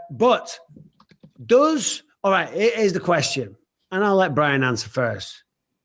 Who knocks who out, Derek Lewis or Costa? Because one of them's going to get knocked out in this fight. Got to be that way. I always have to pick it for Derek Lewis. If it's a car crash, if it's just 2 trucks hitting each other head on, Derek Lewis is the one that I pick every time. Herringbone? He's got the record for most UFC knockout wins. He's on a 2-fight win streak. Both of them knockouts. I'm going Derek Lewis.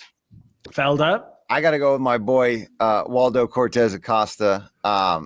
Mainly because I like him. and we got to hang out with him and his coach, and we've had the coach and him on the show. Yep. I'm going to go with Cortez Acosta. It's going to be a car crash. You're right. I think there's a good chance he gets knocked out as well, but I'm going with our boy Cortez Acosta in this one. Now, you do realize, Paul, because I'm also saying Waldo, you do realize that if me and you are wrong, we're the analysts, we're the former fighters, and these two assholes coming at us live from the mom's basement are going to be right, and we're going to be wrong. Well, we're going to be right. I got a feeling. Yeah. The top analyst in the game is in his mother's basement. So what does it matter? Yeah. Natalia Silva, should I say? I'll say this. Rose Namajunas is great. She's awesome. She's had a long career, former champion, knocked out Zhang Wei Li, 33 years old, lost to a few people now. Yeah, I think she won her last one over, I'm looking at it, Miranda Maverick, lost to Erin Blanchfield, lost to Manon Fior, lost to Carla Esparza in what was a rather unforgettable matchup. Natalia Silva is ridiculous. I think she's on a 7-fight win streak in the UFC. She's fast. She's got beautiful taekwondo. I think Natalia Silva takes this one probably via decision. Yeah, I think it's going to go to decision too. Man. Yeah, I think it'll be one of her tougher challenges, but she's just fast. She's game. She's young. I think she can pull off a decision against Rose, and I love Rose, and she could pull it out. But I'm going with Natalia Silva too. Love Rose. I mean, who doesn't? Yeah, she's awesome. I've said this a million times. I'll say it again. I forget. It was when Usman fought Colby Covington, one of those ones at MSG. And I was in the crowd, and I started doing my little YouTube bullshit. So I was doing a YouTube video, and she was there. She was in like some dungarees, and she had the shaved head, and she just sat there like that, looking like a badass, like Ripley from Alien. You know what I mean? And I was like, she's cool as fuck, man. Yeah. She's a sweetheart when you talk to her. And she is. Yeah. She is. She's great. She's amazing. So I hope I'm wrong. Yeah. Natalia Silva. I don't know her. I know Rose. So fuck it, Rose wins.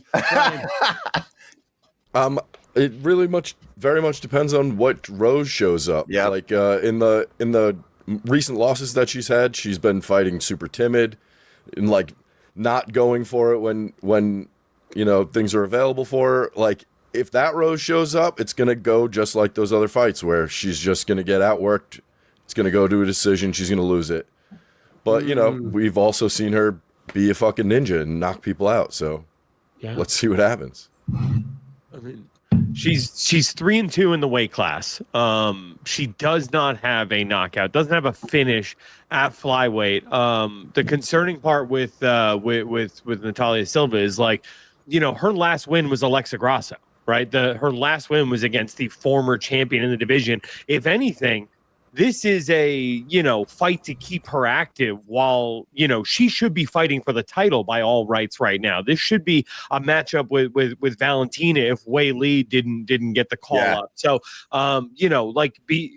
just in the sense that maybe it's one more too many that you didn't need to take before the title. We see that trip these high-level contenders up time and time again. But outside of that, I just don't see the path to victory for Rose. I mean, like you said, Michael, probably going to be a decision because these things tend to lean towards a decision. I don't think Rose has the power at 125 to get the finishes like she did at 115. So I am going to lean towards Natalia to edge it out in what's going to be this isn't a 5-round fight like Rose used to. 3-round fight. Yep. Stunning analysis once again. And we've seen Rose drop that fight. I think Blanchfield was a 5-rounder, correct? Yes. And she won the early part of that fight. And that was the controversy. She thought she won. And I think it was the later rounds that Blanchfield took over. Did we do a prediction for O'Malley versus Song?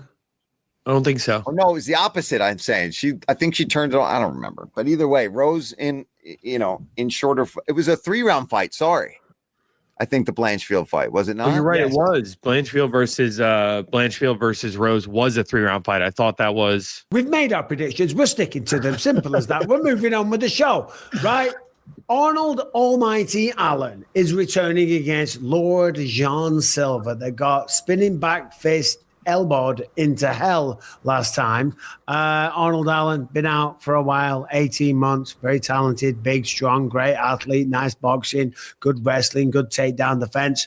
Very, very quiet, doesn't talk shit, flies under the radar, doesn't get the credit that he deserves. But he's coming back. He's taking on Jean Silva. He's going to be barking like a dog the whole time. He's going to cry his eyes out on the way to the octagon. He's going to put on a show. He's going to talk shit. He's going to go forward. But will he be a little bit more timid now? Because last time he shot forward, he got knocked out cold. Does that change things, Paul? I like John Silva in this fight. I think Arnold being out as long as he has, and then you got to come in against some crazy motherfucker like John Silva. I don't think he'll be hesitant. I think he got caught with a beautiful spinning elbow, and shit like that happens. That was just you step in, you're going for a big shot. That's how spinning elbows work. You don't usually have to deal with that. You don't get caught with them too often. I think Lord Silva comes back strong in this one. Yep. You just crack on a second, guys. I'm just seeing if John Brannigan, that is, yeah, he's already done the thumbnail for us for today's episode. That's great. There we go. Yeah, I don't know, man. I don't know. Call me English, British bias, right? Call it whatever you want. Arnold's good. The only people to beat him were recently anyway. Well, yeah, 2 fights in the UFC. Max Holloway, no shame there. Movsar Evloev, undefeated. Yeah. Very close fight. Very close fight. Some could argue maybe Arnold could have taken that. So I think this is a close one. I think Arnold Allen. I think it's a fight. I think it's going to be a fight. There's more tools on Jean Silva's side. He's got better knockout power for sure. He's got better jiu-jitsu. He's more emotional. He's a little bit more wild as well. No, do you know what I mean? Yeah. So Arnold's got to fucking dig deep. Arnold's got to come back and he's got to be aggressive. He's got to be aggressive and go against how he used to be because he's always so calm. You know what I'm saying? He's got to be a dog in this one. He's got to be the one barking at Jean Silva. But I want Arnold to get a win. But I do like Jean Silva. But we'll say Arnold Allen gets the job done. So anyway, did we do them all? I'm going to come on. Yeah, chime in, Aaron. I was going to make the argument. Jean Silva, Lord Silva, has been to a decision 3 times in his career. Jean Silva has been to. You need to say his name right, Harrington. If you're right, that's why I switched to Lord. If you're going to embarrass us all with your expert analysis, at least get the pronunciation correct.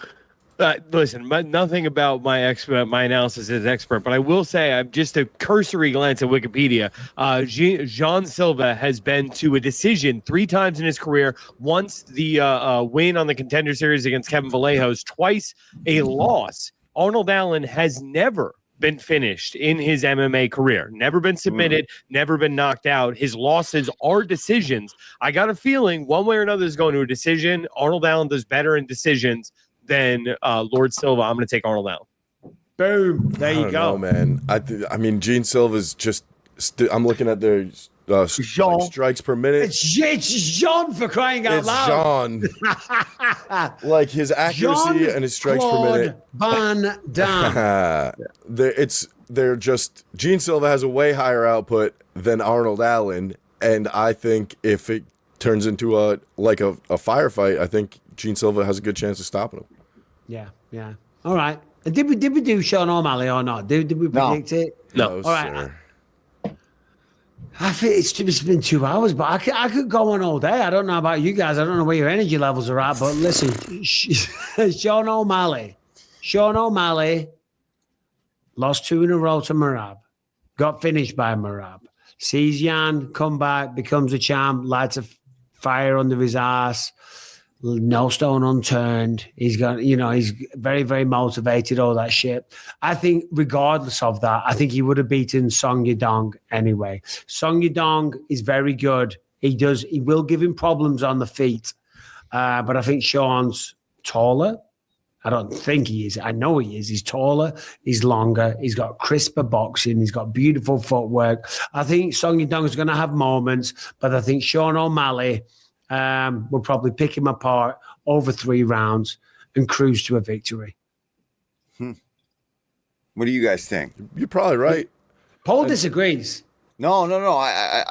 I'm so on the fence with this one, just because of Sean's good at saying all the things that you got to say leading up to a fight. Does he? He's talked a lot about this could be the last year, but he still really wants to get back in there with Petr Yan, and that's pretty motivating, right? You've had a battle with him before, but I don't know. I worry about the true motivation for Sean O'Malley, because if it's just a striking battle, yeah, I think he should probably go out there and be the slicker, better guy on the feet. Hey, man, unless they give Merab to him as his next fight, I think he has a shot to, like, a clear path to the belt if he beats Song Yadong. Yeah, he's got history there. That was such a fun fight. Such controversy behind who won that fight to get a big win over Song Yadong, and then you get that. So I'm hoping that that's the O'Malley we see, where he's like, fuck, I'm right there. I know I got my shortcut. You know what I mean? Well, I mean, Mike, but I think people want to hear what you have to say about this fight a lot more than they want to hear what I have to say about this fight. No. This is a democracy. It is not a dictatorship. And for crying out loud, I haven't been here for weeks. You know what I'm saying? I can't come back and start swinging my huge swinging dick, and it is huge. I can't start swinging it all over the place. You know what I mean? I've got to know my place. Herringbone, go for it. I mean, Song Yadong has 8 losses in his MMA career versus Sean O'Malley just having a 3. I mean, 3-inch height advantage for O'Malley, a 5-inch reach advantage for O'Malley. O'Malley has the gift of being a dude who can switch, whereas Song pretty much is an orthodox fighter. 6.3 strikes landed per minute for O'Malley versus 4.5 for Song. More strikes absorbed per minute for Song. I mean, everything in the striking, just by the numbers, tells me that Sean O'Malley has a very clear advantage. I don't see much of this fight taking place on the ground, but Sean O'Malley is the one who's much more likely to initiate a wrestling encounter. He's more successful with his takedown attempts. I mean, Song is more active with the submission attempts on the ground, but I like O'Malley's jiu-jitsu a little bit better. I don't see the path to victory for Song here. And then add to that, Sean O'Malley winning is, in fact, what's best for business. And also, and MMA math doesn't stack up, we know. However, when you look at similar opponents, Song Yadong fought Chito Vera, O'Malley fought Chito Vera. Chito had a very, very questionable loss to Song Yadong, right? It was a close fight. Could have gone either way. On the night, I thought Chito got it regardless. I haven't gone back and watched it, but it was a close one.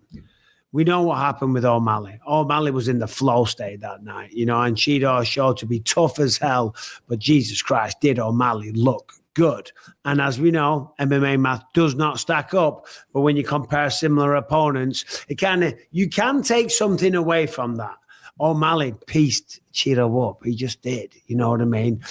Picking him apart with the knees, using the straight shots. It was a showcase performance for O'Malley that night. You know, I think all that together. And then given the narrative, given the fact that Merab's no longer the champion as well, he's like, hold on a minute, I can do this. I can get the belt back. There is light at the end of the tunnel. I can turn everything around. I just got to get through Song Yadong and then maybe wait on the sidelines while Merab fights Yan again, or while Umar fights Yan or whatever. You know, regardless, Sean O'Malley could be back in the discussion with a win this weekend. So, you know, I think O'Malley gets it done. On the prelims, got to give Atabi Gauthier a shout out. Yeah. I think he walks through Puyaev. I don't mean walk through in a disrespectful way, but the man's just a monster. He is a scary, scary dude. I agree. I think he's going to smash. That Atabi Gauthier, he's from Manchester. Well, he's not. He's from Africa. I forget which country now. But I know he's from Manchester and trains out of Manchester. I saw him in the Apex. I went over to him. Hey, how you doing, mate? Or whatever. And he just gave me this look. And it wasn't a friendly look, but I think it was more of a, I don't understand this British slang that just came out of your mouth. Do you know what I mean? Because then I later learned that English isn't his first language and he doesn't speak it very well. Oh, he's from But I was like, hey, how you doing, mate? I was like, blah, blah, blah, blah. Yeah, he's from Cameroon. There you go. But man, he's big. He's built. It's crazy that he makes 185 and he's knocking people out. Well, there you go. 6'4", 81-inch reach. My goodness. 6'4", and he ain't thin. He's shredded to the bone. He's jacked. Right, listen, this has been over 2 hours, 10 minutes. Paul is like, Michael, I know you've had 2 weeks off, but we're not doing three. We're not doing 3 weeks of episodes in one show. You don't pay me enough for that shit. We got so much stuff that we never got to that we're not gonna get to. Because if you got a question, you send it into bynpod@gmail.com. Been away for a while, but if you want to like and subscribe to the video, like and subscribe it. Even if you don't want to like and subscribe it, you should bloody well like and subscribe. Maybe leave a comment as well. Helps the algorithm, as we know. Did you guys do questions whilst I was away? I watched like the first 20 minutes of each show, and then like you were doing a good job, and I'm like, I'm going to bed now. Did you do questions? No, the one day we had to keep it short. I had to pick on my daughter. I had to go. Yeah, she was at like a camp or something. I can't remember. But you had a we didn't get life? the question. Yeah, we didn't get to the questions last week. We did have some, I think. Well, Brian, do we have any questions or not? It'd be very embarrassing after such a long period if we didn't.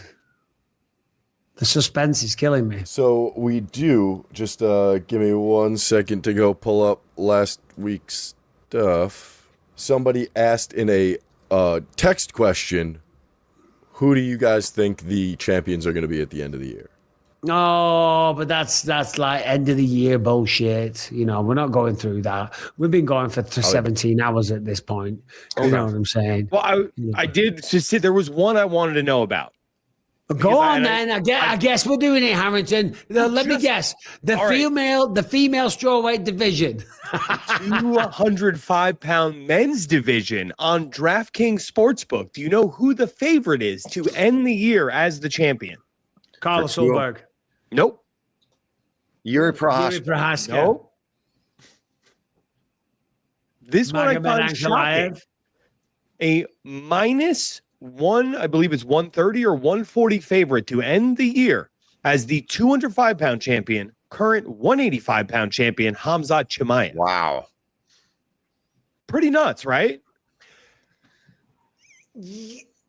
Yeah, because I saw something, I forget where it was. I saw something online and it was talking about what he's weighing right now, like 230 pounds, and how making 185 is just so hard for him. And we know he's calling out Pereira left, right, and center. We know Pereira is probably going to fight John Jones, I think. I don't know. Right? I think that's going to happen. You don't think? It just feels like they haven't said anything about that. The only things I hear about it that they're saying, no, it's not going to happen. Or Pereira's come out and he's like, oh, it's not going to happen. I hope. Well, no. Pereira said no go at the White House. Oh, but not no go with just the two of them fighting. Well, no, I don't know about that. But he said no go at the White House. And that leads me to believe, because Dana said John's no go at the White House. So it's like Pereira's not going to the White House because we're not having John at the White House because he's not dependable, quote. Yeah. But we'll do it. We'll stick you at the T-Mobile Arena on Paramount. Yeah. For a shot, you know. That's my guess. Yeah. And in the meantime, Chimaev goes up to 205 and mauls whoever's got the belt then, or the vacant belt, you know. Do you vacate the middleweight belt then? I have no idea. I don't know. I have no idea. He needs to defend against Nasruddin Imavov is what needs to goddamn happen, right? You can't just become the champ and then go, I'm doing this one. I know. Oh, dear. Listen, Dad, hope you well. Love you loads. Paul, thank you for holding down the fort. I felt like a wanker. I did. I felt really bad. One, I was going to try and do it. I couldn't find my camera. And then secondly, then I found out about my dad. I'm like, I'm not doing no podcast. No, man. I'm like, we got you. I was in a bloody car and I started bloody crying. And then this woman's like going, why are you crying? I'm like, fuck off, leave me alone. You see a guy like this, like built like me, Something's shedding a little tear in the back of the car, and you say, and I don't even know you. Leave me alone. Shut up, dickhead. I don't want to talk about it. You know what I mean? Yeah. Can I ask, why are you crying? No, you can't. And it was a very masculine cry. It was just like, you know, like if you imagine like Superman after he's just like vanquished the biggest evil ever and just like a little tear. That's all it was. Yeah, of course. I mean? It was very manly. Guys, lots to talk about next week. We will have potentially, what will we have? What's the main event? I'm losing my mind. I'm still jet lagged, bro. Gaethje and Paddy. 12-hour time difference. Yeah, the other side of the world. We're going to have a lot to talk about next week on the UFC 325 wrap-up show. So make sure you tune in. And thanks for watching. We'll see you soon. Bye-bye.